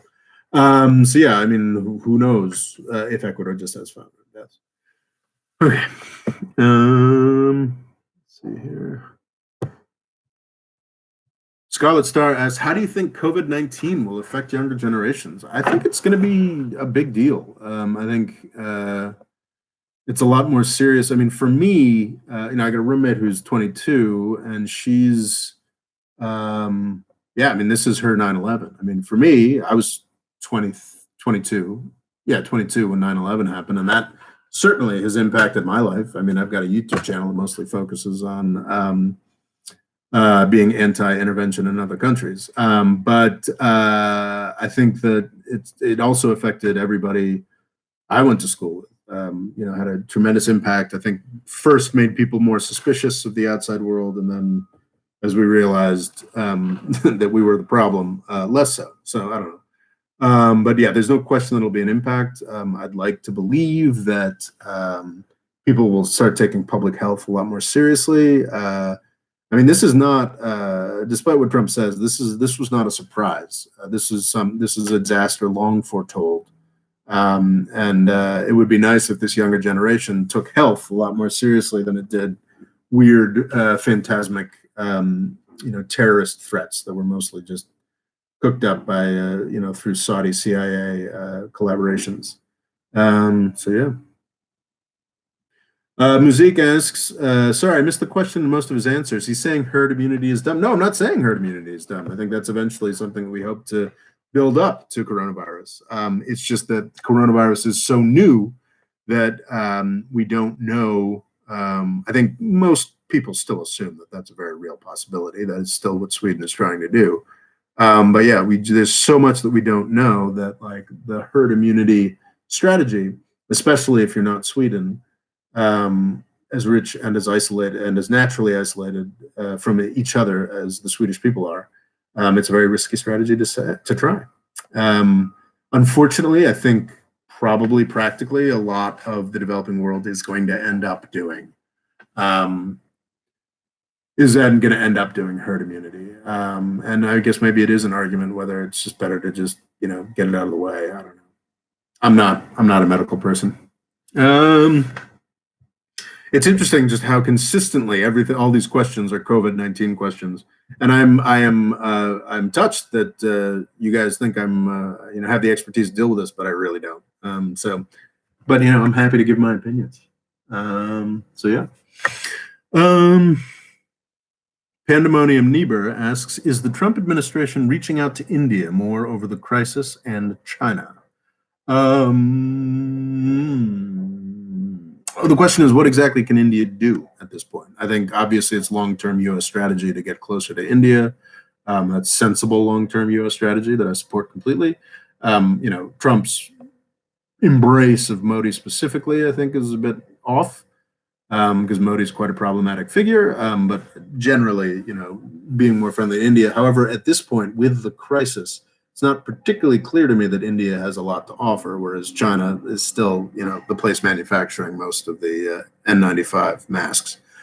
So I think, medium and long term, I think that this crisis is going to be very bad for China in the immediate term. I don't think. I think China and its production capacity is still essential to countries suffering massive outbreaks. So there's that. Let's see here. Logo Cool Extreme asks, this crisis has caused a massive xenophobic waves against foreigners in China, especially against Africans. Will this xenophobia affect China's imperial ambitions? Absolutely. I think I dispute to an extent the degree to which China has imperial ambitions. I think it's important to remember that a lot of the stuff that we are fighting over with China involves the South China Sea. And I have more sympathy than most when it comes to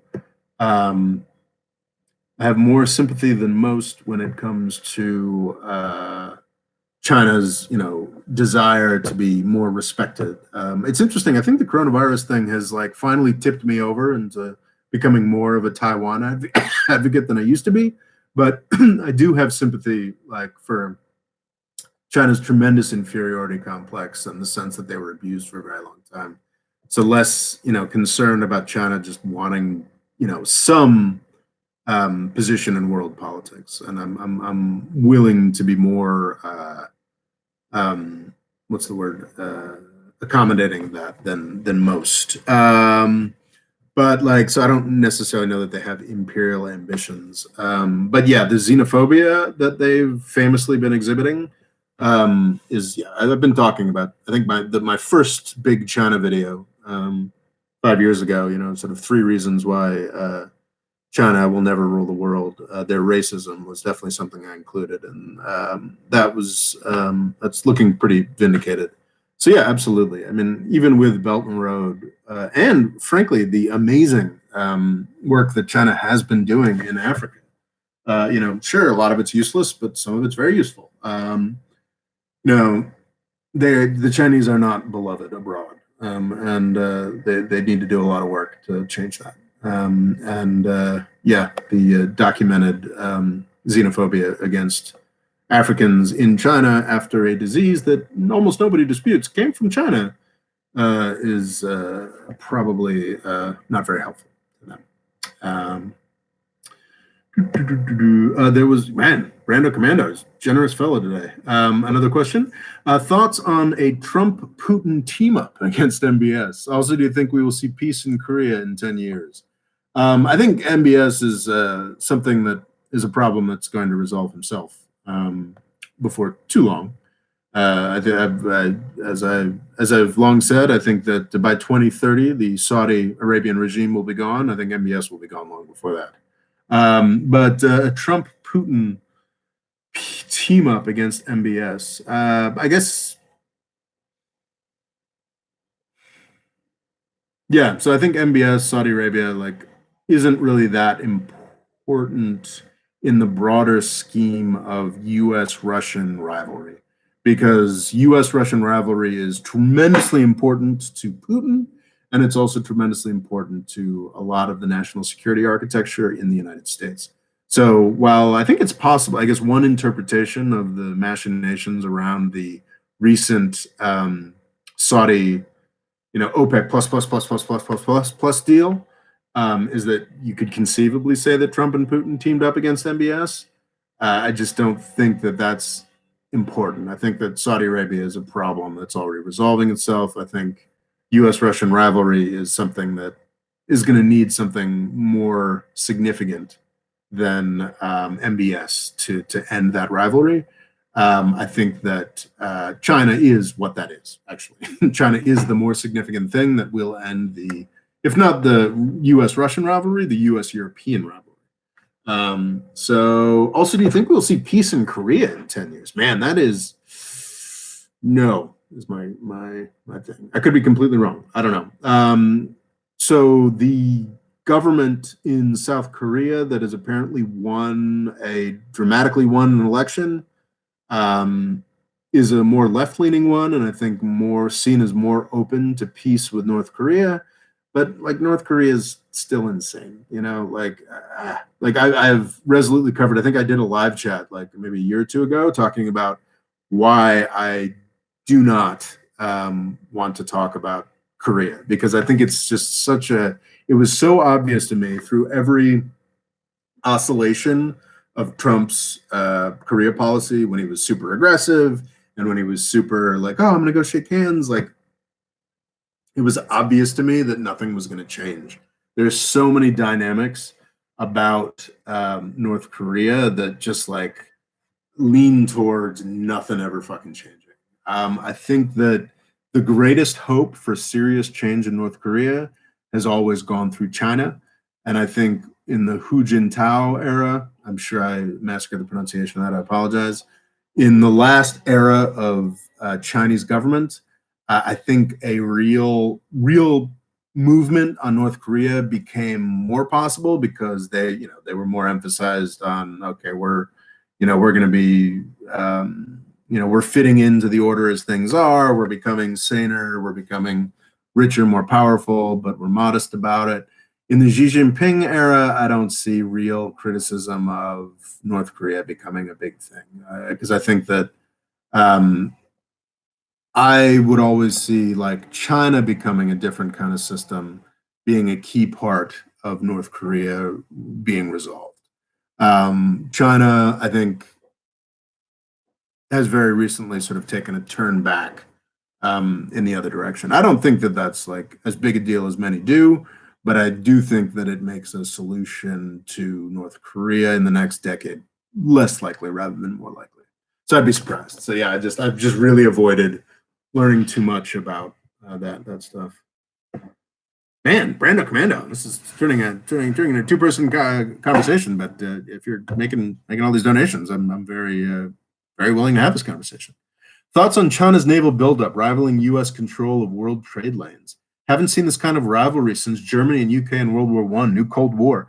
I think what's important here is that while the Chinese do have massive naval capability, do have real military capabilities that are a serious threat to U.S. surface ships, they have that within 100 miles of the Chinese coastline. As far as like that China's naval buildup, like Blue Sea Navy or whatever, doesn't extend as far as the Straits of Malacca. Probably something else I mispronounced. But yeah, like, again, like, China desperately wants to be powerful enough to control the South China Sea, and would love to. Obviously, I'm sure there are people in China and Chinese strategists that talk about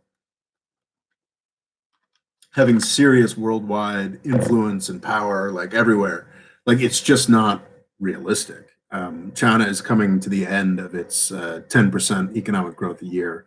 And that incredible surge of growth has gotten it to the point where, I mean, in the 90s, like if China wanted to threaten Taiwan, it was laughable. The U.S. could bat that away. In 2020, if China wanted to invade Taiwan, the whole U.S. Navy would be essentially useless. What actually could be very useful if China wanted to invade Taiwan would be the same kind of technologies that China has deployed along its own coastline, which I think it's A2D2 or something. It's like area access denial, or damn it, I always forget that acronym. But so what China has done with its navy to a degree, but most importantly with its missile technology, is it has made the U.S. defense of Taiwan too costly. There's no way that we would be willing to lose enough fighter pilots and aircraft carriers to defend Taiwan. That's just not going to happen.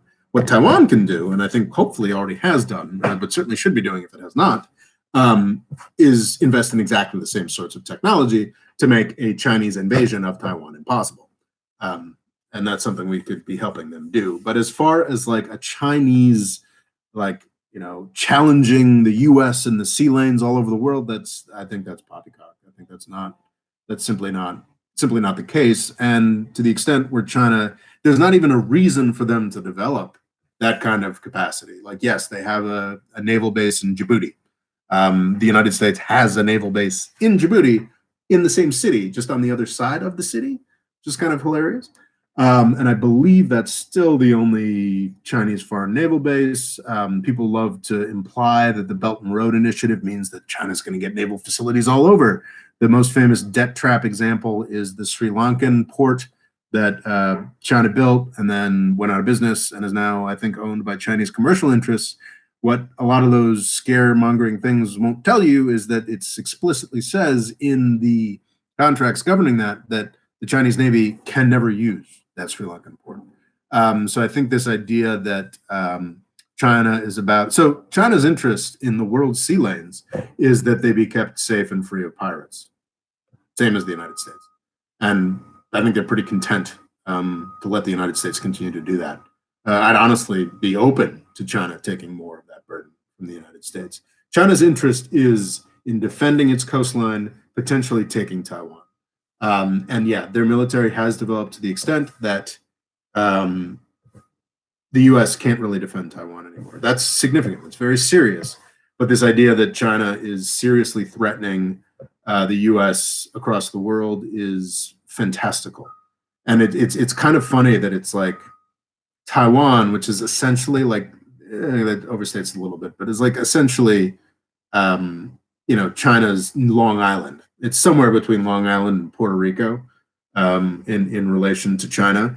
And like, that's the fact that that's still the main bone of contention in the U.S.-Chinese relationship, like, I think should give you a more real sense of where the power dynamics still lie. I'm not saying that can't change. I just finding it less and less likely that dynamic is going to change dramatically in the coming decades. I think that's Gilid 1 2 3 4 5. Hebrew I can't understand. Asks, what is war good for? War. What is it good for? Absolutely nothing. I mean, unless you're defending yourself. Local Cool Extreme asks, has this crisis caused Taiwan to increase its global standing? Absolutely. Taiwan has kicked coronavirus's ass, even more than South Korea. They've done an extraordinarily good job handling all of this. Taiwan is, and I think that's part of, I've made a video years ago called An Argument with Myself, sort of basically arguing two sides of like, China deserves Taiwan and Taiwan deserves Taiwan, and just like talking about the tension between those two ideas that I sort of held. And yeah, I think this crisis has sort of had me leaning more towards, what? I feel bad about, how Taiwan was stolen from China, but, fuck China. So yeah, like even for me in particular, I think Taiwan has increased its global standing in my eyes, um, which is weird. Um, yeah, it's fascinating because like I think you look at U.S. policy and you look versus like Russia and China, is that like the US can exert power in really damaging, powerful ways while looking like the good guy. Oh, we're just defending, right and good with this coup in Ukraine, or oh, we're just helping Burma move towards democracy, as we carve them off, or we're just helping Vietnam defend itself as we sell them arms. Whereas Russia and China, being vastly weaker entities, have to do, nastier shit to exert themselves. So even understanding that, it is really interesting how the recent years have turned me against China to a degree that I wasn't. Now I'm nowhere near like the new Cold War, like woo people. Like I think that a lot of I think the concentration camps in Xinjiang are as much a result of the falling apart of U.S. relationships as they are U.S.-China relationship as they are a cause.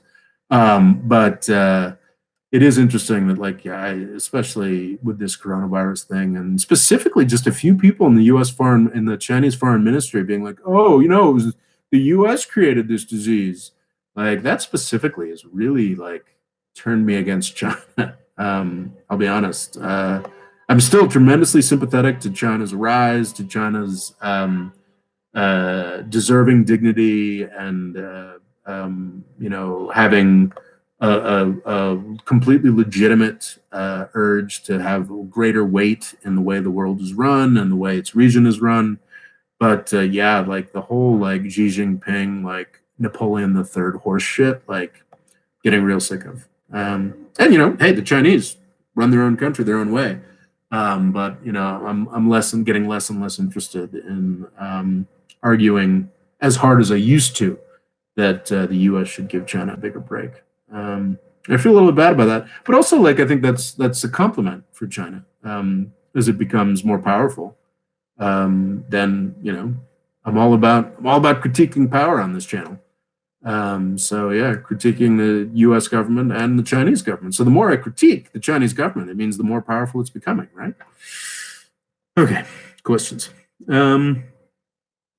Scarlet Star asks, "How do you think this could affect globalization?" I think it could have a really negative effect on globalization, and I think that's kind of sad because I think globalization has brought a ton of people out of poverty. I worry for places in Bangladesh and many countries in Africa where it was places like Bangladesh, Vietnam, and many countries in Africa that looked like they were about to start beginning to be able to benefit from the same forms and power of globalization that China did, that they may lose that opportunity. I think that's a real problem. I think it's a real shame. So I don't know. On the other hand, I mean, this is a worldwide threat that is not a person. It kind of is like an alien invasion that has the potential to bring us closer together. Honestly, I think if we had any U.S. president other than Donald Trump, we'd already be there. I think this would have been an incredible opportunity for, under any president, I think the sort of business focused globalization would have taken a hit. I think that an improvement of international institutions, like sort of furthering of a globalist agenda, which I would have supported, I think would have been a much more real possibility. Unfortunately, with Donald Trump, it's just find different ways to piss all over everything. James Cook asks, if you believe the virus was man-made, then how many more lockdowns can the world endure? Who'd stop countries from weaponizing this? I don't believe the virus was man-made. So that's easy. I think there's a growing suspicion of something that I laughed off as like a kooky conspiracy theory. It was that it might have escaped from a Chinese lab. And apparently like more and more people are like, that's a possibility. But nobody is saying, even Tom Cotton had to back off the suggestion that it was a engineered bioweapon. It's a possibility that this escaped because people were doing research on it and, it got away. It's a crucial distinction. I mean, why would a country want to weaponize something that's going to potentially shut down their own economy? I mean, a lot of people just assume that state actors are these crazy people, and they're lying. I mean, there's this idea that Iran is crazy, just wants to fuck things up, and is like this millennial crazy death cult. Like, no, it's really not. Not even Saudi Arabia is, though it is more of that. Yeah, I don't think. What is an interesting question, and is something that we're going to have to get a lot more worried about, is like, yeah, it is actually quite possible now for people in their garage to build shit like this, or to use shit like this and modify shit like this and make it worse. That's legitimately terrifying. That's a real possibility. That hasn't happened yet, but could happen. Yikes. Local Cool Extreme asks, is it weird that I see an odd parallel between Washington, D.C. and John Krasinski's interventionism and British imperial white man's burden? Also, buy Rob's book. Thanks, Local Cool Extreme. Yeah, so I have a weird loathing for John Krasinski, who is becoming a beloved American treasure as we speak, and may actually, it's weird, it's love-hate, because he may join the Marvel Universe and become Mr. Fantastic, which I think would actually be pretty cool. But John Krasinski is the star of The Office, who has this weird, just keeps, if it had happened once, it would have been just a weird career move, but he has this weird affinity for like strongly pro-intervention, even strongly right-wing media stuff. He was in Michael Bay's Benghazi movie, and he's recently been starring under his own production company in a Jack Ryan series that actually takes Tom Clancy in a more paranoid direction. Like the second season of his Jack Ryan series for Amazon is basically about toppling the government of Venezuela. So I thought it was pretty fucked up. So I'm not a big fan of John Krasinski. And yeah, that absolutely is white man's burden shit. Like that is this like, oh, we're the people who know better and we're going to tell you how to do things. And despite the fact that the last 20 years have indicated we really shouldn't fucking be doing that in, Syria, Iraq, Libya, we still believe we are. So that's absolutely, yeah, like John Krasinski's Jack Ryan TV show is absolutely white man's burden shit. And it's pretty awful. So yeah. Questions. Like Fantastic Four overthrows Assad. Yeah, pretty much. Pandemonium Niebuhr asks, is John Krasinski the Hollywood Samantha Power? Man, that's I should make just hating on John Krasinski like a facet of the channel. It's yeah, it's a great. Samantha Power is the duty to protect gal, basically the palatable, friendly phrase of intervention.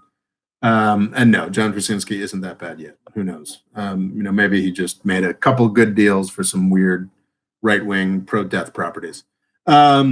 She's no Samantha Power yet. Multimeyer asks, why is the Anglophone press spouting so much racist stuff at this time? Every country that handled the situation somewhat well is just a bunch of rule-following state lovers, USW. That's a very good point. Yeah, this sort of like, okay, like China is an authoritarian country that had a more effective response than the United States did. Okay, I can buy that. The idea that South Korea and Taiwan, two highly functioning democratic countries, well, like you can't expect us to do as well as they did because Asians. Yeah, that's just fucking nuts. Because I mean, as one example, Germany has done a pretty great job doing that. Like yeah, like an amazing job doing. Germany has done a really great job. Their case count is very high, but that's because they're actually testing everybody. And they haven't done quite as well as South Korea or Taiwan, but they've done similarly as well. And yeah, this idea that like, Asians have this special secret sauce of submissiveness that means they can handle diseases better than we can is just, it's stupid and it's racist and it's an attempt to cover up for massive, massive failures. Like, I think that Donald Trump has a special responsibility as the leader of the most powerful and best resourced country in the world, one that spends literally, well, most of $1 trillion on defense every year. I believe he has a special responsibility and has been a special fuck up. But Also, the people in charge of Italy, Spain, like what the fuck? I mean, it's quite it's horrifying. I mean, these are very much first world countries, and per capita, they're doing dramatically worse than even the United States. That may change, but Jesus. So yeah, like a lot of this Anglophone, Europe saying, oh, those crazy Asians, they're just good at better at things than we are. That's just racist horseshit that's meant to cover up for. It's racist horseshit that is meant to cover up for what's the word I'm looking for? Failure, dramatic failure, both in the United States and in Europe, except for Germany. Muzik with a generous super chat. Thank you very much. Have you had a chance to read the Cambridge researchers' report? They claim that there is a type A strain that existed in Americans living in Wuhan. There's also a video with Dr. Foster and some Chinese scientist. I have not had a chance to read the Cambridge researchers' report. I unfortunately, as with finance, I've read. I guess I've only read one book recently on disease stuff. It was pretty good, actually. It's 15 years old. It's a little out of date, but like this Mike Davis Monster at Our Door was really good. The thing is, like, whereas I defer to nobody in news and journalism when it comes to sort of my history knowledge, when it comes to the details of like a Cambridge researchers report talking about differential strains. Like I like the genetics of disease. I'd like to learn more, actually. And this book was really helpful with that. But I am nowhere near the ability to like dive into like a report on genetics and strains and this, that, and the other thing, and being able to make heads or tails of it. So unfortunately, and I feel bad not being able to answer this great question from a generous super chatter, but no, I like when I try to read details on a medical study, my eyes tend to glaze over. And also, like, I'm not sure if this report, puts forward something that's, an incredible dissenting view that, demolishes everything. It's important to realize, I mean, this is one report. And I think I'm sure that our view of everything about this, from herd immunity to how many people are actually dying, to it's all going to change dramatically to like how the diseases are different, like how different strain, like it's all going to change dramatically. And unfortunately, I don't have the wherewithal, the knowledge, the scientific knowledge to make judgments as that's happening. I'm very reliant when I talk about COVID stuff. I'm very reliant on some people I trust and follow and read a lot of stuff from. Sadly, yeah, I don't have, other than with history and politics, I feel that I have special knowledge and judgment for medical and financial. I'm just as in the dark as most others are. So sadly, I cannot contribute to that. All right, I think we have.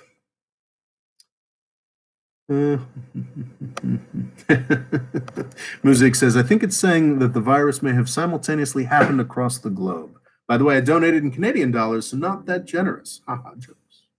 Well, thank you, Music. I'm very grateful. I think there's a sort of talking point that says that everybody's already had the disease and we're all fine. Which I think is distinct from something I believe, which is a lot more people have the disease than we thought, or than we've presented initially. I think that's very true. But like this idea, like, oh no, everyone already had it in November. Like that's actually getting into Chinese propaganda territory. Not saying it's necessarily wrong. We could find out that's true, but I don't think so. Okay. Destructive Blade, we're coming up on 2 hours, but I've still got 117 people here, so I think I'm just going to keep on going. What do we think? So, wow, how do it just keeps going up, huh? 130, damn, all right. Well, I'm just going to keep going. Okay, what's the future of the European Union? Asked Destructive EU. Finally, a political question. I have I love the European Union. I've got a video called "The Genius of the European Union," going back quite some time. I really appreciate the way that the European Union managed to continuously draw countries in the 1960s, 70s, 80s, 90s, and aughts, and give them something to strive for, something to keep them going. Something to keep them going in a more democratic direction. Like, I really don't think that the post-communist experience in Eastern Europe would have been anywhere near as positive as it was without the European Union. Unfortunately, the European Union has just suffered this constant reign of disaster for a full decade now. I think the main concern is something self-inflicted. I think that the euro was a dramatic, terrible mistake. This idea that Italy, Greece, Netherlands, and Germany were all going to have the same set of monetary tools and approaches is just kind of insane. There was a tremendous screw up that was revealed by the financial crisis in 2008.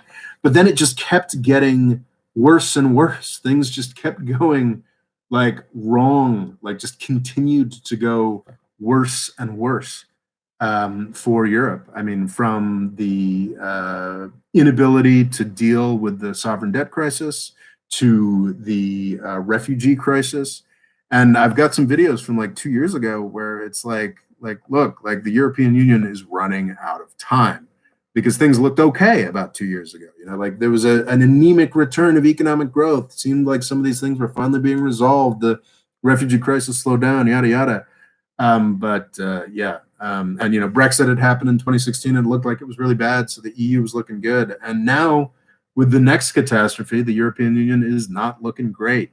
Has sort of once again failed to use a crisis as an opportunity to improve things. It just simply hasn't happened, and it's a real shame and it's a real problem. So I've gone from 5 years ago being like, look, oh, come on, this is obviously just the euro was a problem, and the U.S. destroying Libya and Syria like just added like another problem, really the worst time possible. The EU will be fine. To now I'm like, Jesus, I don't know. I'm like, oh, like I'm worried about the European Union because I do think it's been, a lot of people will argue it's been too left-wing and socialist. A lot of people will argue it's been too right-wing and neoliberal and business-friendly. But like on balance, it's been a tremendously powerful, positive institution for peace and justice in the world. And I do think it's shaky.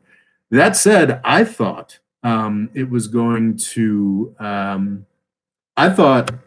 fall apart 2 or 3 years ago. Like I still think, and I think a lot of commentators assume that the EU is going to fall apart. Like I thought Brexit really was going to be the thing. You can look at some of my anti-Brexit series saying like, look, this is going to do it. This is going to be the end of it. And I actually talk about Hungary specifically in that. And I think the Why Brexit is Scarier Than ISIS video that I did a number of years back, I talk about Hungary specifically. I will get to your question, Pandemonium Niebuhr. Thank you for the super chat. But let me finish this thought. So like I've thought like, okay, this is it. The EU is doomed. And I've thought that many times. And I think that's what's been going through my head, certainly through when I've had the time to pay attention to the European aspects of the coronavirus crisis. Once again, Germany doesn't want to step up with corona bonds. The other European countries have like really let Italy down. Like these things contribute to my sense that, oh God, the EU is going to fall, but it keeps not falling. And people remain dedicated to the European Union, the idea of European unity when faced with like when faced with the potential of the EU actually ending, a lot of people want to stick with it. Specifically, so Pandemonium Niebuhr did a super chat, thank you, and asked a question talking specifically about Viktor Orban, the guy in charge of Hungary, and asking, does Orban want to take Hungary out of the EU? And Viktor Orban absolutely does not want to take Hungary out of the EU.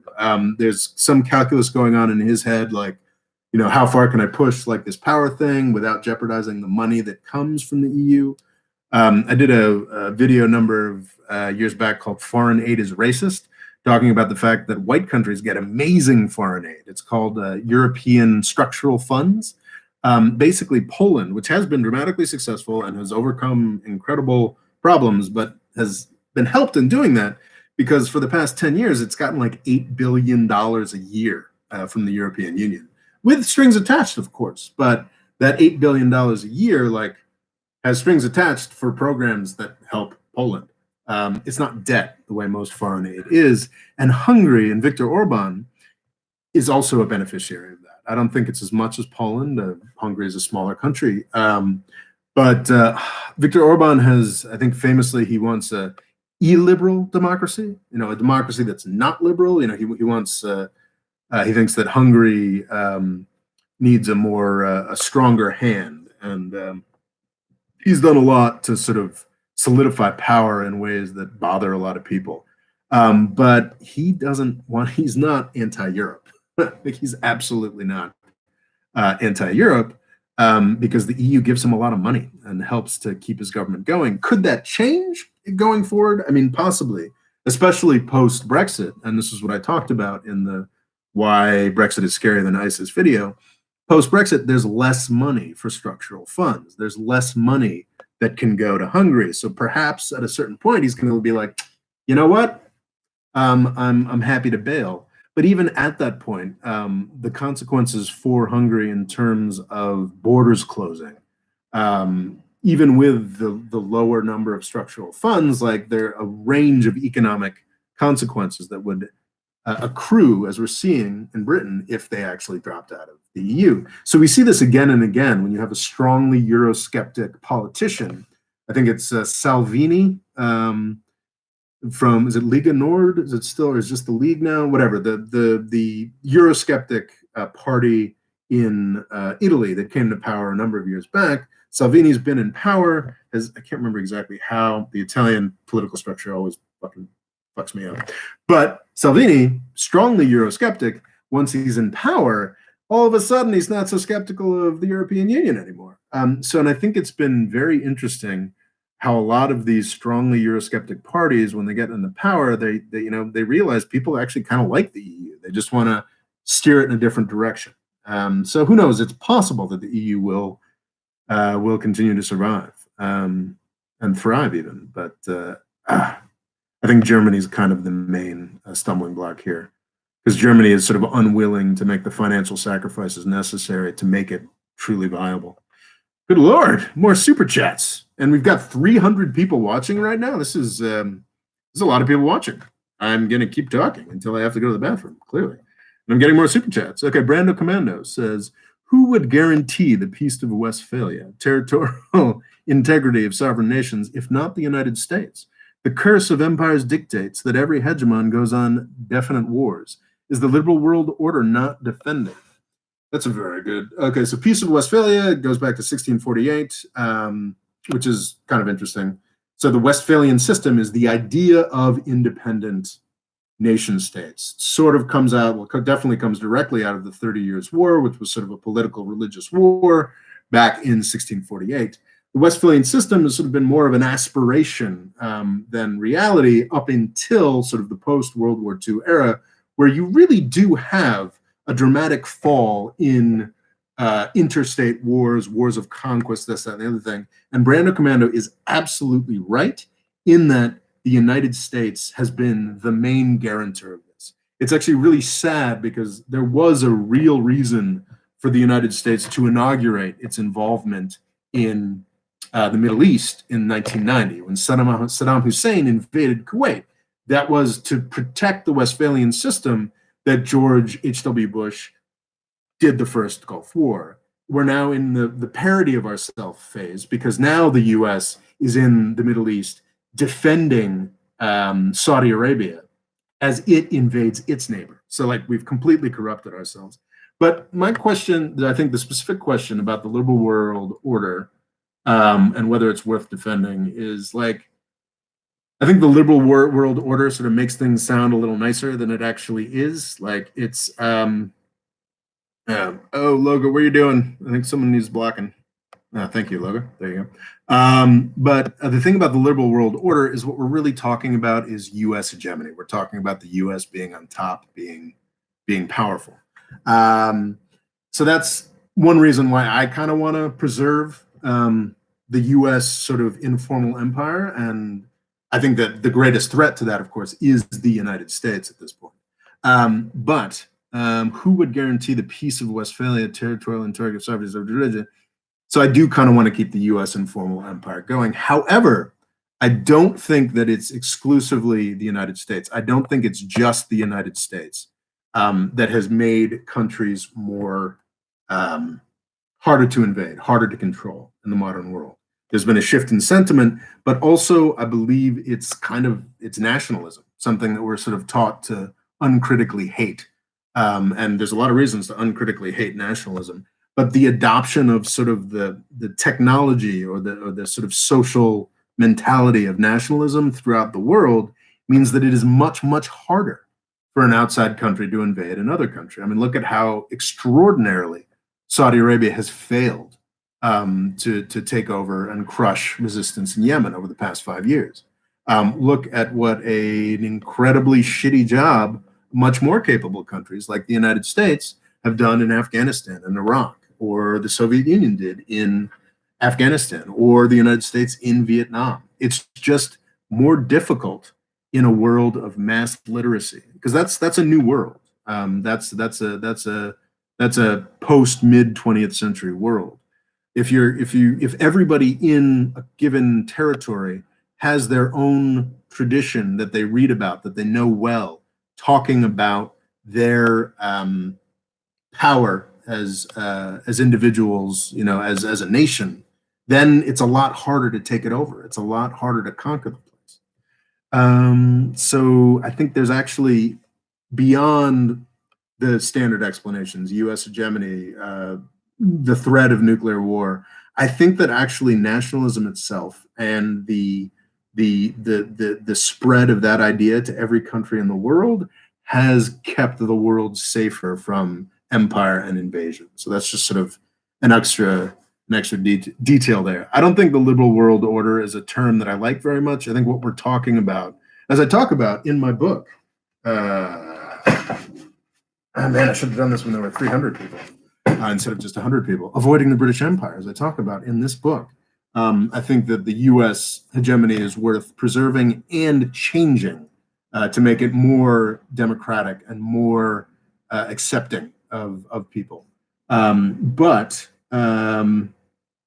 the liberal world order, I don't know. Anyway, so I'm losing track here.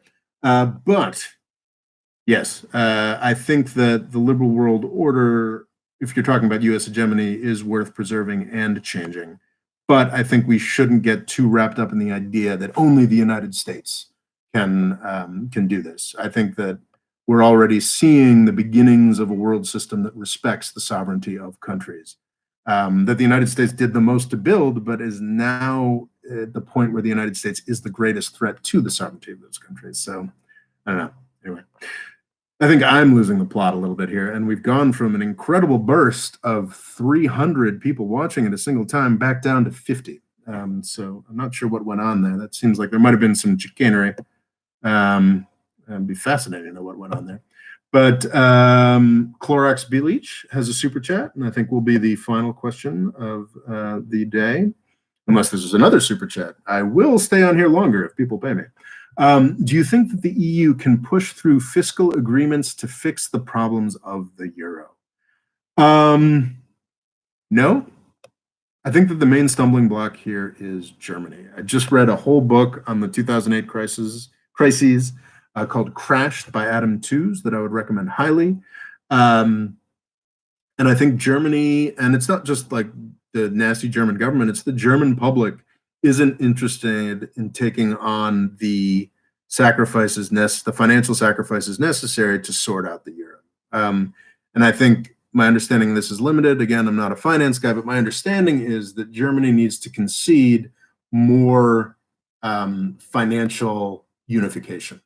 And as the richest and most powerful country in the EU, that would come with it the requirement that they pay for more stuff. And, if from the, context of, historic Germany looking for, hegemony in Europe, that it's a great deal. But I think the German culture is different now. And, they're perfectly happy being perfectly happy I mean, in the aggregate, politically speaking, they're perfectly happy being perfectly happy all by the lonesome, and are not so interested in what's the word I'm looking for? Not so interested in paying more to run Europe, and I think that is kind of the trade-off here. And they're certainly not interested in paying more in return for no more power on Europe. So I think that's sort of the problem. I think that required a much more complex and knowledgeable answer than I gave at that point. But I think we are reaching the point of diminishing returns at 2 hours and 15 minutes in. This has been amazing. Thank you all for showing up. Thank you to the super chatters for being so generous. I am amazed that at one point we had 350 people watching this. I don't know what kind of YouTube weirdness that was, or somebody. I have no idea. I look forward to figuring out what the heck that was 2 days from now when YouTube gives me the data. And would love to hear if anybody has any idea of what that is. So you can find me on Twitter at RoboLaw. I just put that in the comments, so you can cut and paste that, where the conversation continues all the time. I would love to see you at RoboLaw. You can follow me on Twitter at on Instagram at the Golden Age. I don't really tend to interact much on there. I interact much more on Twitter. It's still probably mostly anyway, you can find me on Twitter at the Golden Age. You can find me at my YouTube channel, Mo Freedom Foundation. Please subscribe and click the bell next to the subscribe button. I've included a lot of resources related to the presentation I gave at the beginning of this video, and also links to contribute on PayPal if you're interested, or sign up for my crowdfunding thing on Patreon.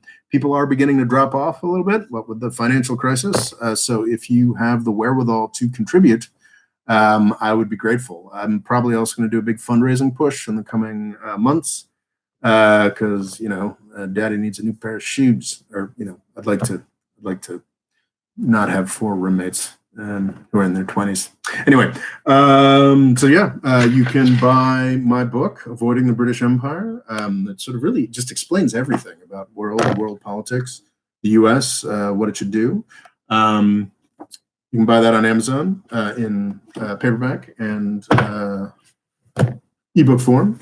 And we've also got Everybody's Lying About Islam, which is a much smaller thing that explains the U.S.-Saudi relationship and what a disaster that is, and the whole terrorism thing that, frankly, we're all going to stop caring about if we haven't already. So yeah, that's what I have to say about that.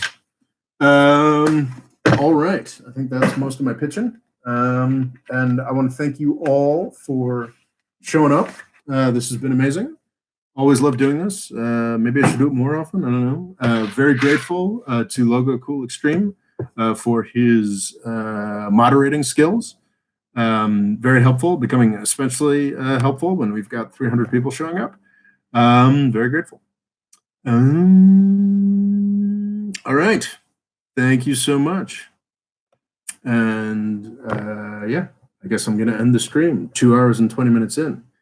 Man, that was crazy. 300 people. Wow. And I think we're seeing that there's definitely diminishing returns in my ability to answer questions at the 2 hour, 20 minute mark. So thank you all for coming. Please subscribe. There is no Mo Freedom Foundation without all of you. So thank you. Yes, I definitely want to end. There we go.